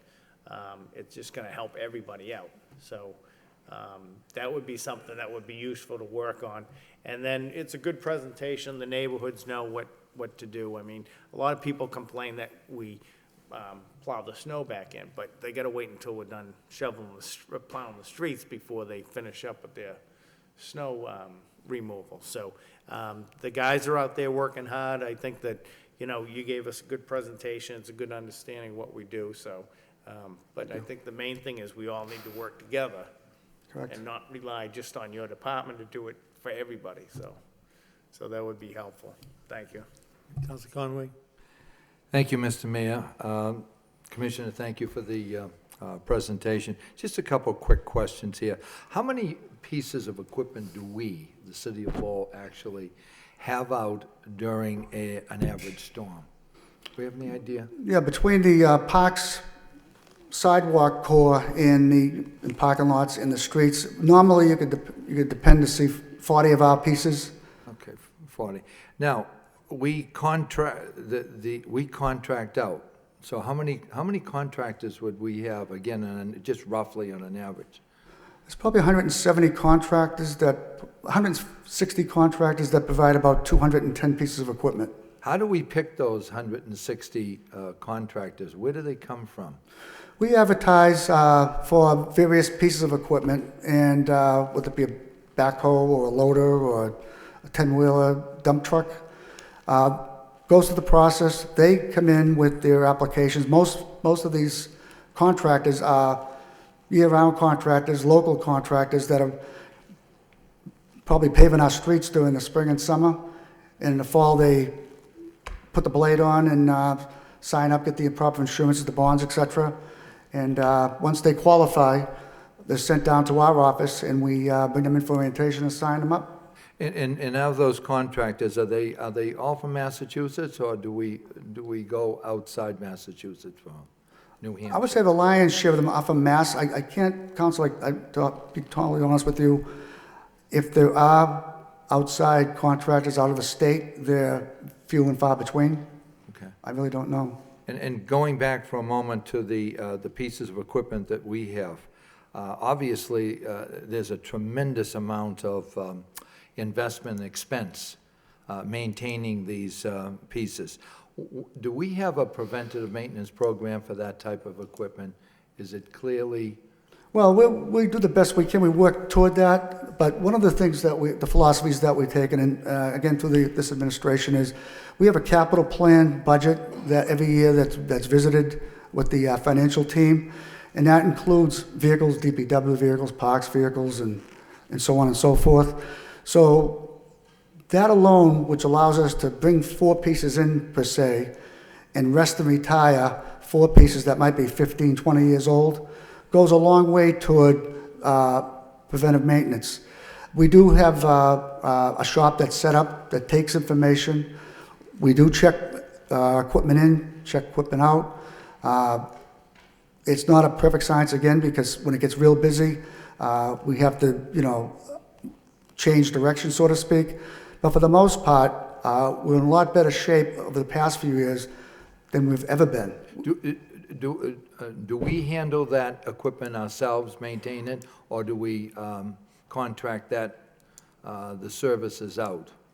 The lion's share of the repair and service on all the divisions comes through the center office, the motor pool in the central office. There are those times where either the job's too big or the job is such, changing springs in a truck, where it's a specialized situation which it's better served to bring to L&M Springs. Thank you. Councilor Milonazo. Thank you, Mr. Mayor. Thank you, Commissioner Belgard, for this report. And I can tell you, having a family home across from the Sullivan School, the sidewalks at the Sullivan and the Riley were absolutely incredible after that large storm. They did a wonderful, wonderful job. My question has to do with the snow load on the flat roofs of most of our schools. And at what point do you, as the commissioner, make a decision that you need to either get a snow blower up there or a couple of people up there to deal with the snow load on the flat roof? Because again, in 2015, I know we had to put people up on some of these roofs. We didn't, I don't believe we did the last major storm, but it's just something that I'm sure is always on somebody's mind because of the weight of the snow on these flat roofs. So I'm just wondering if you can. Yeah, that's exactly right, Councilor. We make the determination, the weight load on the various buildings, newer ones, older ones, even the public works garage. And we've actually had folks and engineers that have gone up in that 2015 timeline, particularly we watched on TV as other cities and towns, buildings were failing, and we brought them around to look at several pieces of properties that we thought were problem properties. Lowell High School may have been one of them. But it's only happened in 2015 and then probably in 1978. Where it became a real problem for us. But the short answer, I guess, is when in doubt, we react to it. And if it's something that is widespread, we normally call in people that, do this type of business to let us know, what we have to do and when we have to do it. Any further discussion? Ms. Belgado, Councilor Kennedy. Yeah, Mr. Mayor, just following up on Councilor Conway's question, through you to the city manager, could we get a list of, there must be a list that already exists of the 210 pieces of equipment that we use. Could we get a list of that, of what different classifications we have? I mean, there's, sometimes you see pickup trucks with plows, and sometimes you see these, these big dump trucks, orange dump trucks and so forth. But could we get that? Just, that would be interesting to me to look at. Yeah, we do have that breakdown about the different size trucks that we need. And Mr. Belgard, a great job. I do have to correct you on one thing, is the workers don't return to the barn. They return to the DPW facility, okay? All right. Thank you. But great job on all the snow removal.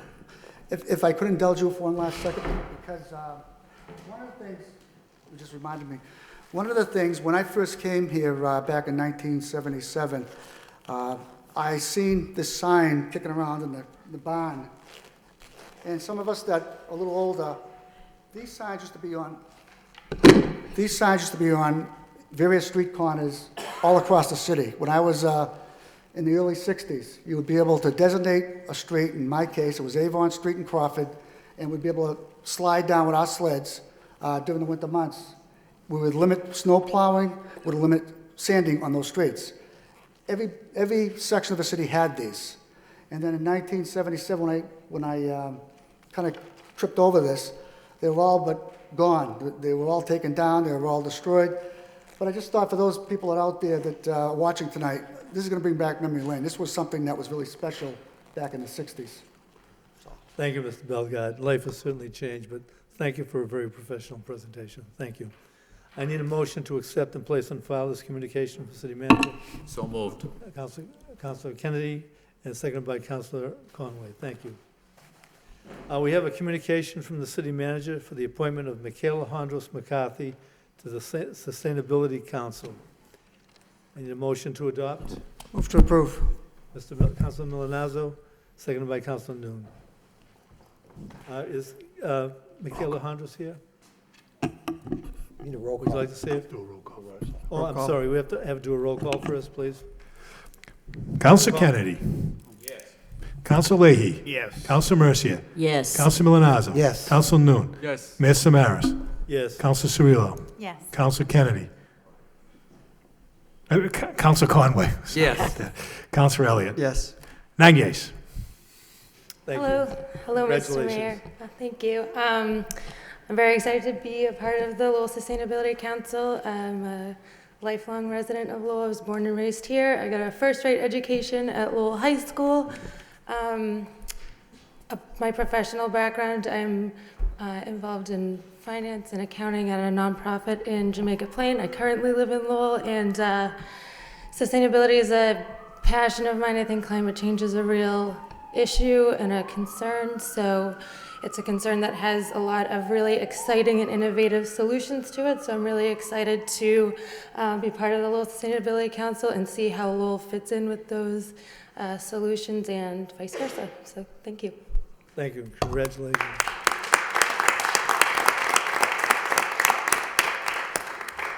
Our next communication is the appointment of Sabrina Pedersen to the Sustainability Council. Need a motion to adopt? Move to approve. Okay, Councilor Elliott, and seconded by Councilor Cirillo. And roll call? Council Kennedy. Yes. Council Leahy. Yes. Council Mercia. Yes. Council Milonazo. Yes. Council Noon. Yes. Mayor Samaras. Yes. Council Cirillo. Yes. Council Conway. Yes. Council Elliott. Yes. That's 9 yeas. Sabrina? Like to come up to the mic? Hello, so my name is Sabrina Peterson. I actually grew up in Burlington, Massachusetts for most of my life, but then when I went to University of Massachusetts Lowell, I moved here for the past several years, and then completed my bachelor's degree in biology, moved on and did in a master's of public administration right now at UMass Lowell, and I'm hoping that I can transfer into the Tufts Urban Planning and Policy Program for the fall while still residing in Lowell and serving on the Lowell Sustainability Council. And about my professional life, before I used to work for Rory at the Office of Sustainability at UMass Lowell. And then after that, I moved on, and I'm right now a clean energy intern at the Boston Metropolitan Area Planning Council. And so there's a lot of really cool initiatives that Lowell's really also been tied with MAPC, such as like the aggregation program, streetlight retrofitting, green community designation. So, and I'll reiterate the words of Michaela that, sustainability and climate change, today's the day that we need to start addressing it. So thank you. Thank you and good luck.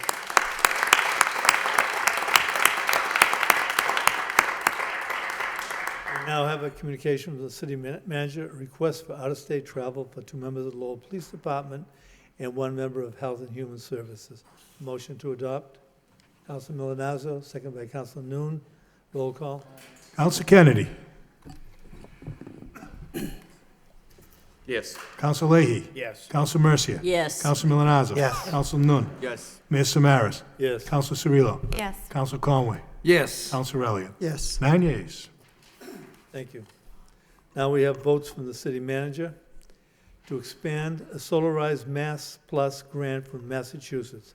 I'd like to waive the first reading and have the second reading by title. Authorizing the city manager to apply for, to accept and expand a Solarized Mass Plus grant from the Massachusetts Clean Energy Center, MassCC, for marketing and technical support. I need a motion to adopt. Move to adopt. Councilor Kennedy, seconded by Councilor Cirillo. Roll call? Council Kennedy. Yes. Council Leahy. Yes. Council Mercia. Yes. Council Milonazo. Yes. Council Noon. Mayor Samaras. Yes. Council Cirillo. Yes. Counsel Conway. Yes. Counselor Elliott. Yes. 9 yeas. Okay, another vote from the city manager, vote to apply, accept, expand, grant $400,000 from the Massachusetts Cultural Council. I'd like to waive the first reading and have the second reading by title. Authorizing the city manager to apply for and accept and expand a grant in the amount of $400,000 from the Commonwealth of Massachusetts Cultural Facility Fund through Mass Development and the Massachusetts Cultural Council for the proposed capital improvement to the Lowell Memorial Auditorium in the city of Lowell. Need a motion to adopt? Move to adopt. Second. Motion to adopt by Councilor Kennedy, seconded by Councilor Conway. And I'd like, we have to have a roll call? Yes, we do. Counsel Kennedy. Yes. Counsel Leahy. Yes. Counsel Mercia. Yes. Counsel Milonazo. Yes. Counsel Noon. Yes. Mayor Samaras. Yes. Counsel Cirillo. Yes. Counsel Kennedy. Counsel Conway. Yes. Counsel Elliott. Yes. That's 9 yeas. Okay, we're tired. Okay. Reports from any subcommittees, any subcommittee reports? Hearing none. Okay, we'll go to petitions. 6.1, claim, 1 personal injury, 5 property damage. I need a motion to refer to the Law Department for a report and recommendation by So move. Second. Councilor Mercier, second by Councilor Kennedy. Okay, is that, the next miscellaneous, Linda Gilbert requests 1 handicap parking sign installed at 67 to 69 Lorraine Street. A motion to refer to the Refer to the traffic engineer for report. report and recommendation, Mr. Mayor. Yes. Okay, it's motion by Councilor Kennedy, seconded by Councilor Noon. Thank you. Okay.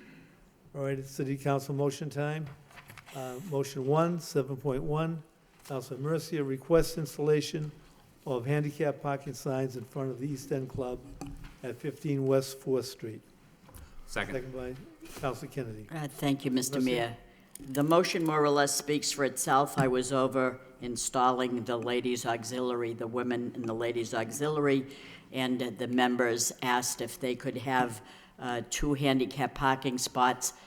Their parking lot is very limited, but they need those 2 extra spots for people that are handicapped. Thank you. Any further discussion? Thank you. Registered speaker, yeah. Yes, read the motion first.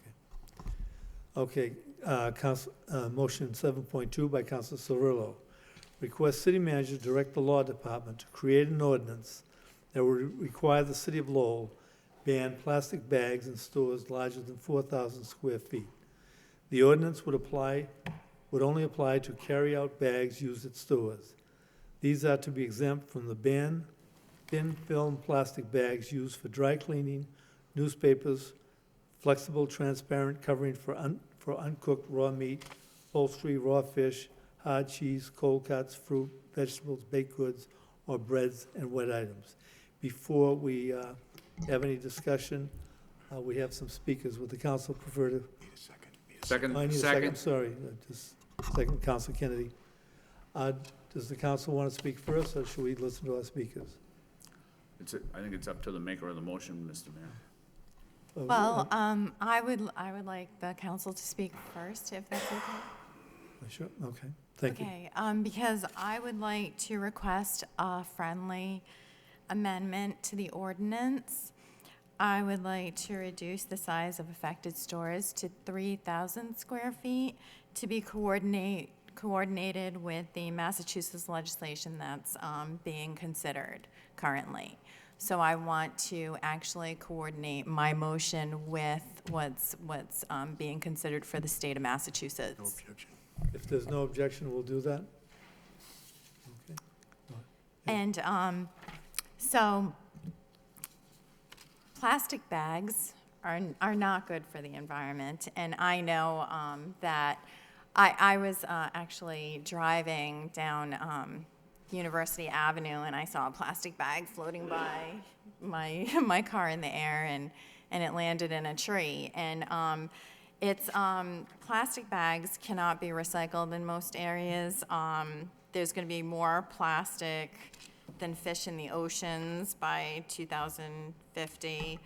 We use, in Massachusetts, 2 billion plastic bags per year, and plastic takes an estimated of 1,000 years to completely break down. So this is not good for the environment, and what I'm trying to do is I'm trying to move Lowell forward to be more environmentally friendly, and following in the footsteps of Boston and 59 other cities and towns in Massachusetts now have bans on plastic bags.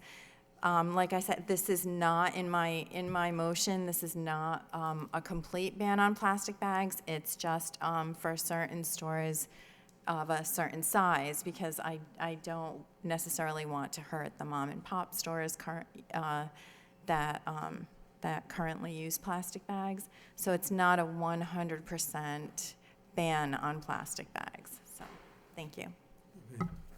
Further discussion? Councilor Leahy? Then Councilor Elliott? Sure. I'm just curious, I did a little bit of homework on this, and I was just curious why they limit it. You know, if bags are bad for the environment, I don't know why we just don't ban them completely, and doesn't matter what size store you own. So, trying to do some research on that now. And the other question I had is, I didn't know if the maker of the motion wanted to, eventually will this go to subcommittee to discuss, or are we gonna wait for, to see what the state comes out with and follow their lead so that we have a uniform, provision across the state? Because that seems like it would be better for businesses and stores, owners across the state, that we have a uniform policy that affects everybody evenly. So, I'd be curious to see how far along we are with the state legislation on this, because I know there's a couple of bills in the House and maybe one in the Senate right now, so. But I would like to see, more discussion on this, if it comes back from the law department. Thank Are you. you asking the maker of the motion to accept your, Well, I'll see where it The goes, and amendment? I think, okay. see where the discussion goes. Councilor Elliott? Thank you, Mr. Mayor. I think the motion's well-intended, but I think it's a state issue. I think it's a state issue for this reason. We can ban them in the city of Lowell, and then we have a number of the large establishments which clearly are not going to be affected by this, which sort of defeats the purpose, in my opinion. I think this places a greater burden on those people that rely on those businesses right in the city, whether they're in the acre or on other sections of the city. So I do think it's a state issue. I think it's quite frankly a regional issue. The same issues that we struggle with as a neighborhood community in New Hampshire have sort of similar ramifications. People that live in the outer sections of the city, they can just go to Chelmsford, they can go to Tewksbury, they can go to other sections of the state and do the shopping and not be affected by this, where those that don't have a car, that are confined to the downtown, are going to have to pay for it. So I understand the issue. I think we should wait for the state. It's a state issue, and if we're going to ban them, then let's ban them across the state. So I'm not going to support the motion, and I'm not going to support it sending to a subcommittee, because we know what the issue are. We know that there is a financial impact and there's an economic impact on those businesses right in the city. And when we struggle to bring them in, this will be, in my opinion, it'll be detrimental to those cities where, again, you can just cross the border and go do your shopping and not be affected by it. Councilor Mercia? Thank you, Mr. Mayor. I believe the maker of the motion has good intentions. I don't doubt it for a moment. However, I do have concerns, one being that I always thought that it is the duty of leaders of the city to bring businesses into the city, and once they are here, to do all we could to keep them here. This motion, in my opinion, does just the opposite. We will be forcing a problem that doesn't exist. Forcing people and businesses to go green is not something I feel comfortable doing with the plastic bags. I know that a green environment is one thing. We're working a little bit with buildings and things to make it conducive to energy, but I don't feel this way with the plastic bags or the styrofoam. Businesses will need to compensate for the added cost, and whom do you suppose will pick up the added cost for this? You guessed it, you and me, the consumer, the poor, the elderly. Even if we buy 10,000 bags at a cost of around $50,000 and we give them out free, once inside the store, prices will rise on other products to make up for the difference, and the poor and the elderly, you and me, will pay one way or the other. Plastic bags, styrofoam now, what next? Paper bags next time to preserve and save trees? And I'm wondering, where will it end? Many years ago, there was a food chain called Victory Market. Their supermarket was down on Chelmsford Street where the Registry of Motor Vehicles once was. It was my closest food shopping store. They had a policy to either bring in your own bags or pay 5 cents for one of theirs. Not long after that, they disappeared. Not that it was the fault of the plastic bags, but nonetheless, it didn't work and they're gone. I know that this would just apply to supermarkets, but who will be targeted next? The school department? Does every school use plastic bags to get rid of trash? And I know for a fact that the Lowell Housing Authority has hallway doors that their residents use to throw their household trash down a chute, and that leads to a plastic bag in the basement. Are they next? Spending taxpayers' money to fix a problem that never existed is not my way of enticing or keeping businesses here.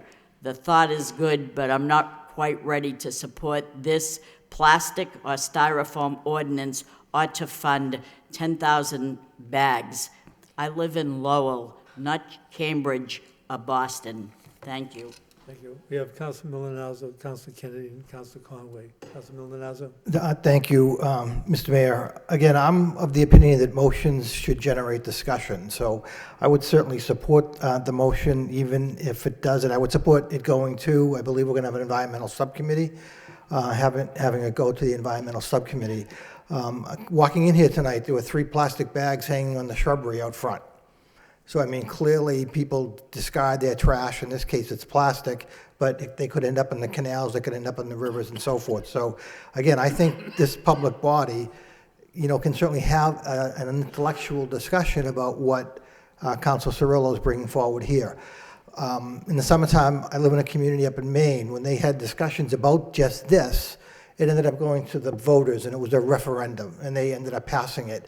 And it's worked out fine. I'm not saying that we're not growing pains when it was first instituted, but you have Hannaford Supermarket, you have big supermarkets up there, and they've all worked through the no plastic bag. So again, this is generating discussion. Yes, it's asking the law department to draw up an ordinance, but I don't think the law department should draw up an ordinance until the environmental subcommittee can meet, take public comment, and either we go forward or we don't go forward, or we go through a referendum. I mean, we do have a statewide election this year. So again, I think it generates discussion. I think that's something that this public body should do.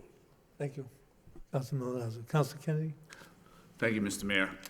One of my favorite observations about plastic in general is the idea that when we invented plastic, we invented something that lasts almost forever, and yet we choose to use it to make things that we use for just a few minutes and then throw them away. I think that there is legislation in the state Senate right now to ban plastic bags in stores by this coming August. Will that legislation pass? I'm not really sure. But out of the 351 communities in the Commonwealth, almost 20% have taken action on their own. This motion maybe deserves a lot of consideration as to whether or not, for several things, what will be the economic impact on the community if we do this? Another question is, if we're going to do it, but we're going to exempt stores that have less than 3,000 square feet, we still going to get the desired effect, or is there still going to be a heck of a lot of plastic in the city? Should we just do, as Council Leahy suggested, just make it be, just ban it across the board? I think that certainly it's worth at least having the discussion. This is an opportunity to have a discussion on a matter like this, And I think that we should take the opportunity to do that. And there's, maybe we aren't Cambridge, but we're Lowell, and it still means that we can do these types of things. We don't have to be Cambridge or Brookline or any of the other, 60 communities that have already taken action on plastic bags in order to do this. We can do it, and we should at least take the opportunity to discuss it. And so I would move that we send this motion to the subcommittee on the environment, and let them take it up and have a dialogue and see what the economic impact will be, see what the benefits will be, the environmental benefits will be, and then make an informed decision at that time when the information is in, Mr. Mayor. So I would present that as a Do we have a second as a for that? substitute motion. Substitute motion, seconded by Councilor Noon. Any discussion on that motion? Mr. Mayor. I had Councilor Conway, though, was to speak. No, on the motion, Not on Councilor that Noon, motion. I'm sorry. Go ahead. Mr. Mayor, I do hear the concern of some of my councilors with regard to the burden on the motions, on the elder, the poor, and how the city is going to enforce it, the financial impact, how the ordinance, keep some plastic in certain businesses and not other. I share that concern. I hear their concern, but I think the maker of motions have a good intention in this.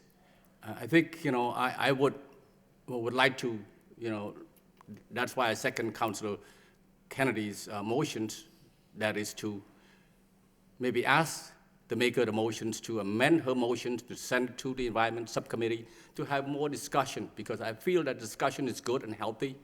And what come out of it, whether the report recommendation to adopt it or not to adopt it, at least we hear from all parties on these subject matters. I think the motion on 7.2, 7.3, and 7.4 along those same lines, they all should.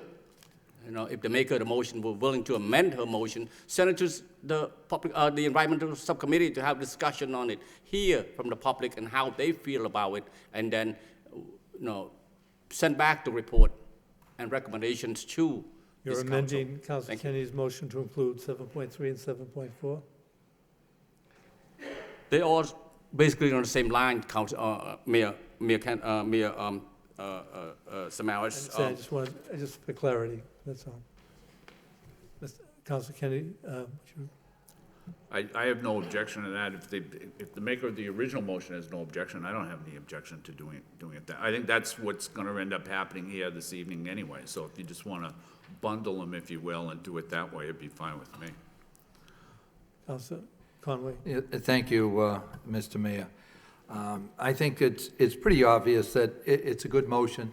Needless to say, people are going in that direction throughout the entire Commonwealth. But when I take a look at the fact that the state is now coming up with a plan, potentially a plan on how to address this, what I'm concerned about is if we go forward with this and come up with a plan for the city of Lowell, and we ask certain employers to figure out and to follow through our objectives. What I think we could find that if the state then turns around and changes that, now you've got the employers that have already spent a number of dollars, and now it has to be changed. I think it's pretty obvious that the state is going to come up with some type of a plan.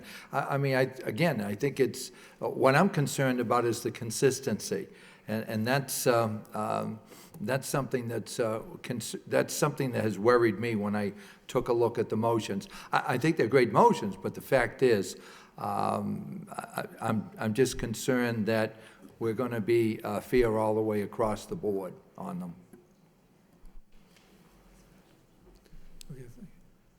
Okay, Councilor Cirillo, do you want to accept that? There's a motion, the motion amended to your motion? Will the people here be able to speak Oh, yes. to my Yes, motion? absolutely. No, what you have is a motion to take 7.2, 7.3, 7.4, and present those to the subcommittee on the environment for discussion. I accept that, Okay.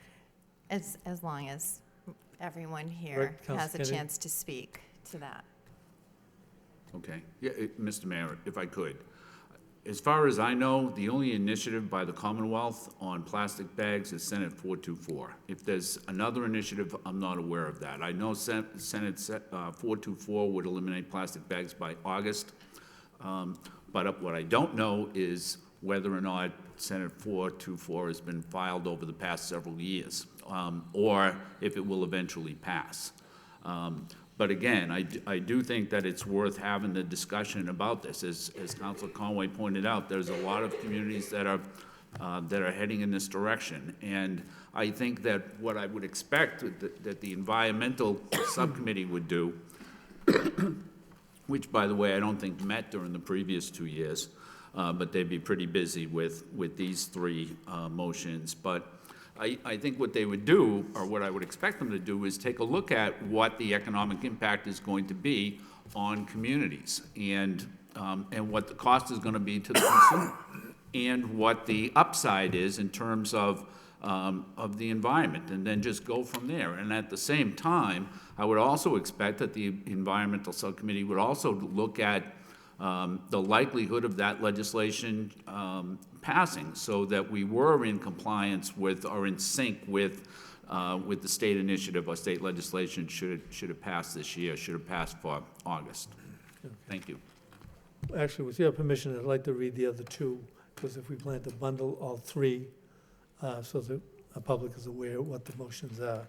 So motion 7.3 by Councilor Cirillo, request city manager approve the purchase of 10,000 reusable bags for our seniors and low-income residents, and develop a plan to distribute them to our residents, though this too would go to the subcommittee on the environment. Yes. Okay. Yes. And then 7.4 by Councilor Cirillo, request the city manager direct the law department to create an ordinance that would require the city of Lowell ban all sales and distribution of expanded polystyrene, styrofoam, food containers with requirements that food packaging be recyclable or compostable. This ordinance will affect all establishments that serve food or drink in single-use disposable serviceware. This includes, but is not limited to, cups, plates, bowls, hinged or lidded containers, straws, cups, lids, and utensils. Food establishments such as restaurants and fast food stores, grocery and convenience stores, beverage retailers, and other retailers will be required to comply with this ordinance, though this too would go to the subcommittee on the environment for discussion. Right? I accept. You accept that. Now this register's- Councilor Leahy? I just want to say, so in the Senate, you got Senate 424, and in the House, you got Bill 2121. So I think the discussion would be good, but we should wait for the, see what the state comes up with for consistency and just to be fair across the board, you know? So, No, these are all valid points. If you don't mind me, from the chair's position, just that Lowell's taken leadership in many other issues over the life of this city, and this is just an example of that. And I think to send it to subcommittee for discussion would prove very helpful. We have some speakers tonight. Jeffrey Kish. Thank you, Mr. Mayor. Thank you, councilors. My name is Jeffrey Cage. I live at 141 John Street in Lowell. I represent the members of the Merrimack Valley Sierra team, a group of members and supporters of the Sierra Club based in Lowell. We are committed to local action in Lowell to promote healthy, attractive, and a sustainable environment. The National Sierra Club is the largest grassroots environmental organization in the United States, with more than 2.7 million members. There are 1,700 members and supporters in the city of Lowell. We strongly support Councilor Karen Cirillo's motion that seeks to reduce the wasteful overuse of single-use plastic bags and polystyrene, think styrofoam, food containers. There is considerable evidence that plastic containers kill wildlife and clog our waste management systems. They are non-biodegradable and will last almost infinitely. When tossed in the wind, they clutter our trees, waterways, streets, and parks. Manufacturing them wastes fossil fuels. Polystyrene is made of styrene, a probable carcinogen. Critics will say, everything we make is bad for the environment. So what's the use? The answer is, we need to learn to make things differently. There are alternatives. Biodegradable containers, reusable containers, recyclable and compostable containers. Critics will say plastic checkout bags and polystyrene food containers comprise only a small part of a huge problem of plastic waste. So why single out these? The answer is, we've got to start somewhere. Otherwise, we're on a suicide path with our own environment. Thank you. Thank you. Jay Mason.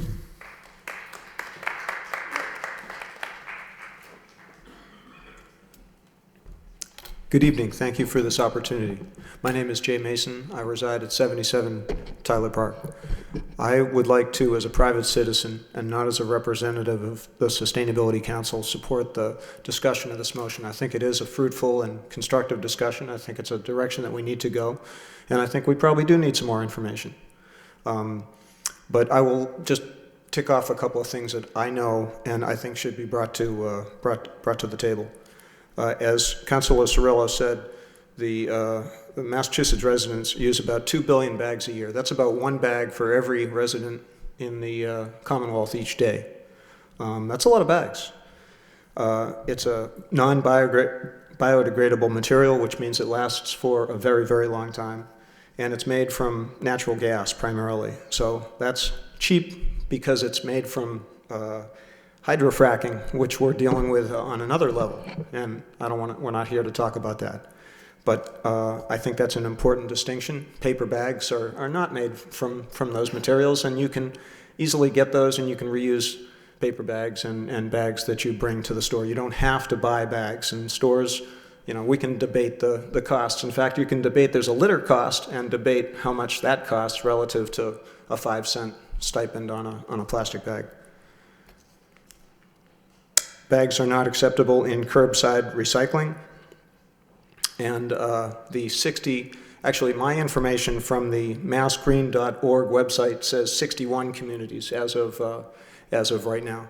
But whether it's 60 or 61, that represents 30% of the state's population. And something like 12 of the 14 counties in the state are represented in that number. Boston being the largest, Boston passed this just a couple of weeks ago. And there was a company that raised an objection, and I'm all for not hurting business. I think that's very, very important.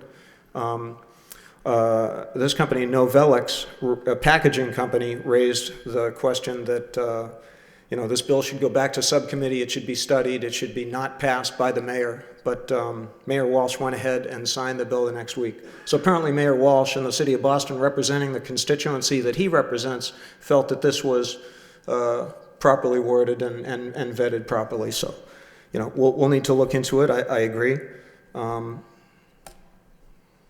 I think that's basically everything I've got. I think it's something that we want to take a look at. I think it has a potential to make our community more sustainable, more resilient, and I don't necessarily agree that it would cost extra money or hurt businesses.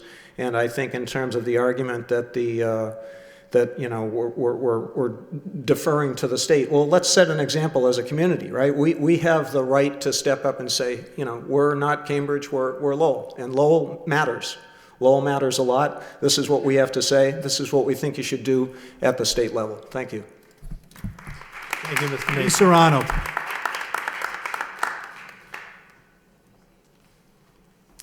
Lisa Arnold, 58 Prescott Street in Lowell. Thank you, Mayor, for the opportunity to speak. Thank you, Councilor Cirillo, for bringing this motion to the floor. I am very excited about it. I would like to speak in favor of it. A couple of anecdotes. I found out that this motion was going to be on the floor tonight on Friday. I have gone shopping 3-4 times. I live in downtown, walked to the stores, bought stuff, brought it home, and realized I had just bought something and brought a plastic bag home that I didn't need. It was a bag inside a bag 3 times just since Friday for small things that I didn't need that bag for. And I'm somebody that's very much aware, and I didn't think to take that extra step to ask, please, I don't need a bag, you can keep it. Usually I do, just this was on my mind, and yet I got home and I had bags I didn't need. I think we all go shopping and end up with bags we don't need. If we just took that, if they weren't handed to us in the first place, we wouldn't even notice they were missing. A second anecdote that I'd like to talk about, as far as bags, I think getting bags for the residents is a really good idea. I think that it's great advertising for Lowell. And my anecdote is, just over Christmas, I was in Germany on a holiday, and I had one of those wonderful UMass Lowell bags, the backpacks that they give you at the Lowell Folk Festival. Leahy Clinic also hands those out. So I was walking around Germany with this UMass Lowell backpack on, and 3 different people, other tourists touring, came up to me and said, "You're from Lowell? I went to Lowell Tech. Oh, I have a daughter that's going to UMass Lowell. Oh, my son lives in Lowell." I was giving Lowell some great advertising. And I think that in itself says so much. If we could find a way to create some bags that really advertise what's great about Lowell and share that with the rest of the state, and heck, the world in this particular case. And then the third point that came up was about waiting for the state. We shouldn't wait for the state. Other cities haven't waited. Lowell is a major city within the Commonwealth. We can set an example. We set an example by becoming the first national urban park in the country. We can set an example by caring about the environment. We have the Lowell Sustainability Project. This is very much in line with it, and I think it's very much in line with Lowell's mission to set an example for the rest of the communities in Lowell, or in Massachusetts. Thank you. Thank you. There's no more speakers. Is it the will of the City Council to allow motions 7.2, 7.3, 7.4 to be sent to the Subcommittee on the Environment for further discussion? Thank you. Yes, Councilor? Thank you, Mr. Mayor. I received 3 calls within the past few days from people that are business people, and they said that people think that if we do away with businesses buying styrofoam products, that they will save money buying a substitute product. And they told me that that's not true. They said people say, why don't the businesses buy the wax cups? The so-called wax cup is the poly version cup. The 12-ounce styrofoam cup cost 1.5 cents per cup, whereas the poly version costs 14 cents each. That is 1,300% more. So they want to know, where is the savings there? And again, whom do you feel will pick up the slack? They told me that the styrofoam keeps soup hot and ice cream cold. It actually costs more to process and produce paper bags. And they explained the whole process, which I didn't know anything about that. But the intent is good, but the results combined will be costly, I believe. But Councilors, I think what should be done, or what we should expect, is that all sides will be allowed to make their presentation at the subcommittee meetings, so all information can be provided. Well, I'm just bringing their message. Yeah. I'm just bringing their message. I understand what you're saying. I think that's what's expected of those meetings. Councilor Elliott. Thank you. So on the second, or I guess it's the third, 7.4, the third motion on banning styrofoam food containers. So this is going to apply to, say, all the coffee shops that we have, straws, cups, lids, utensils, etc. So all the Dunkin' Donuts, all those Yes. businesses can no longer use those cups. Okay. I think there are going to be separate discussions, Mr. Council Elliott. There need to be, from the bags to the cups, or separate presentations. Well, I know, but we're all bundling them, so that's why I'm No, asking we're the done that, questions. but the thing is, I think the information, when it's given before the subcommittee, should be, identify the plastic bags, identify the cups, that. Okay, I'm just asking the questions, Mr. We're No, I'm asking just- to vote on it. I mean, I'm not gonna support it anyway, because I think this will drive businesses out of town if they have to start going to these expenses, so. And I think it's significant, You bring and up valid points, but I think it's important that we have the discussion on that.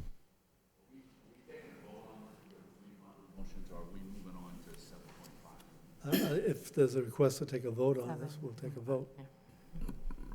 So roll call on these bundles. To bundle all three, to present it to the Subcommittee on the Environment.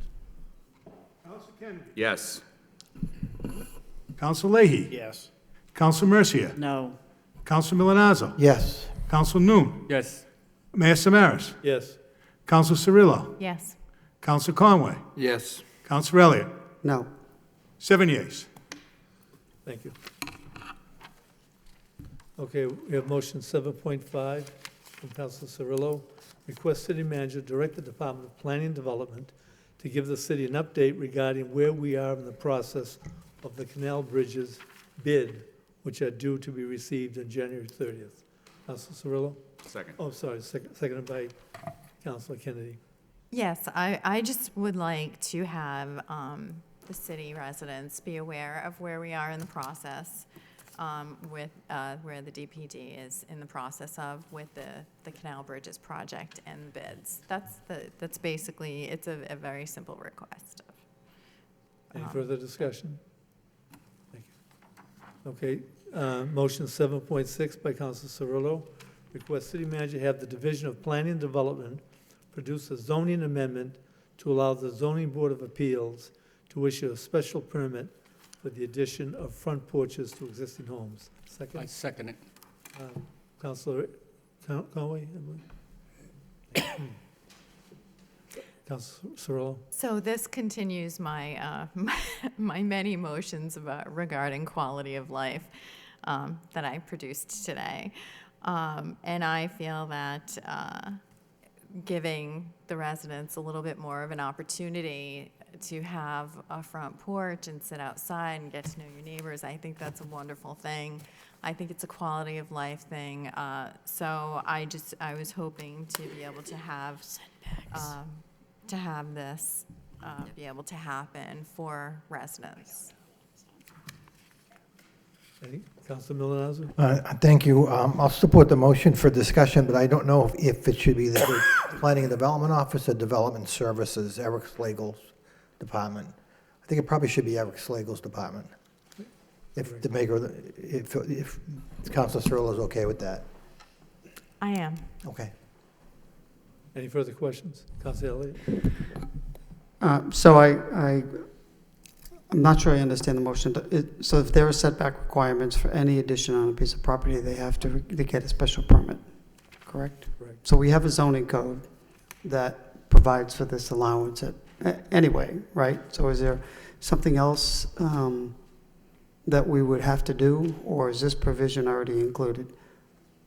City You, Mr. Manager, or somebody in the law department? What I'd normally do in a situation like this is I would have Mr. Slagle reach out to Councilor Cirillo to ascertain exactly what she wants as a end product, and then fashion a response based upon that. So Okay. Mr. Slagle would reach out to the council. And No, I think Council Solis, she brings up a good point. She wants to know if people can she's heard from constituents.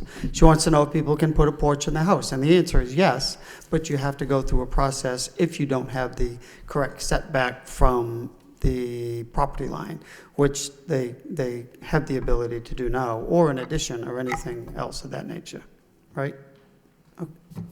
They can put a front porch as long as it meets the setback requirements, and if it didn't meet the setback requirements, then they would need a variance. A for variance, Yeah. right, it's not a special permit. No, it's a variance Okay, right that's the clarification I guess I needed. A special permit is for those things that are not allowed in that particular zone. Is that correct?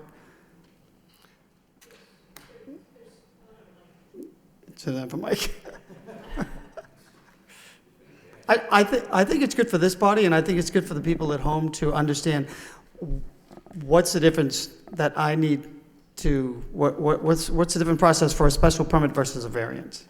Right, so our ordinance will set forth various uses through a table of use schedule as to what you can do in a particular area pursuant to a special permit, whereas a variance allows you to move away from whatever those requirements in the zoning currently are, such as a setback requirement or side yards and things of that nature. So if it's allowed in a particular zone, then you get a variance. If it's not specifically designated as sort of some of those provisions in that zone, then you get a special permit. Our zoning will state what you can get a special permit for in terms of uses. Great. Thank you. I appreciate that. Councilor Leahy. Thank you. Through you to the manager or the solicitor, and to the maker of the motion, I don't understand what you're looking for. Don't we already have this stuff in place? Are you just trying to get information out, or are you saying that there's a problem?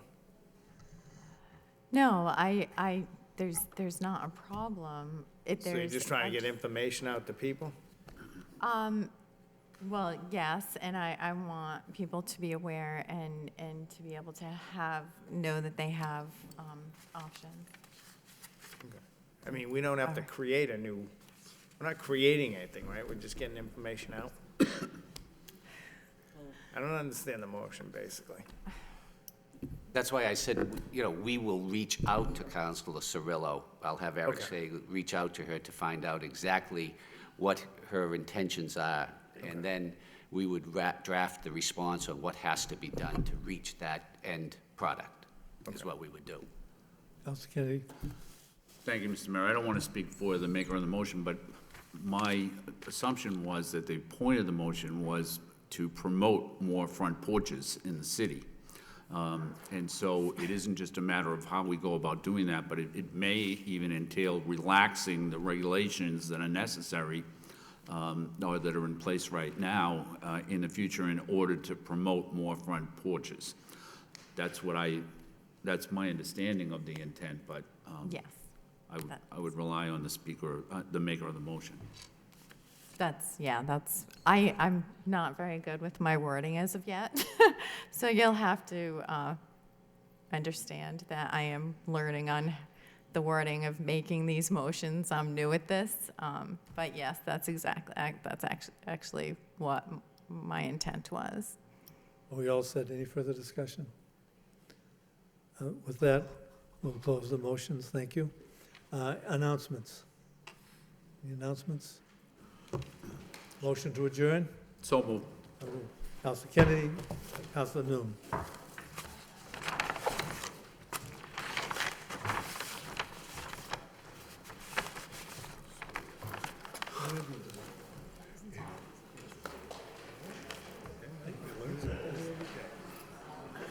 Good job. You're going to be busy.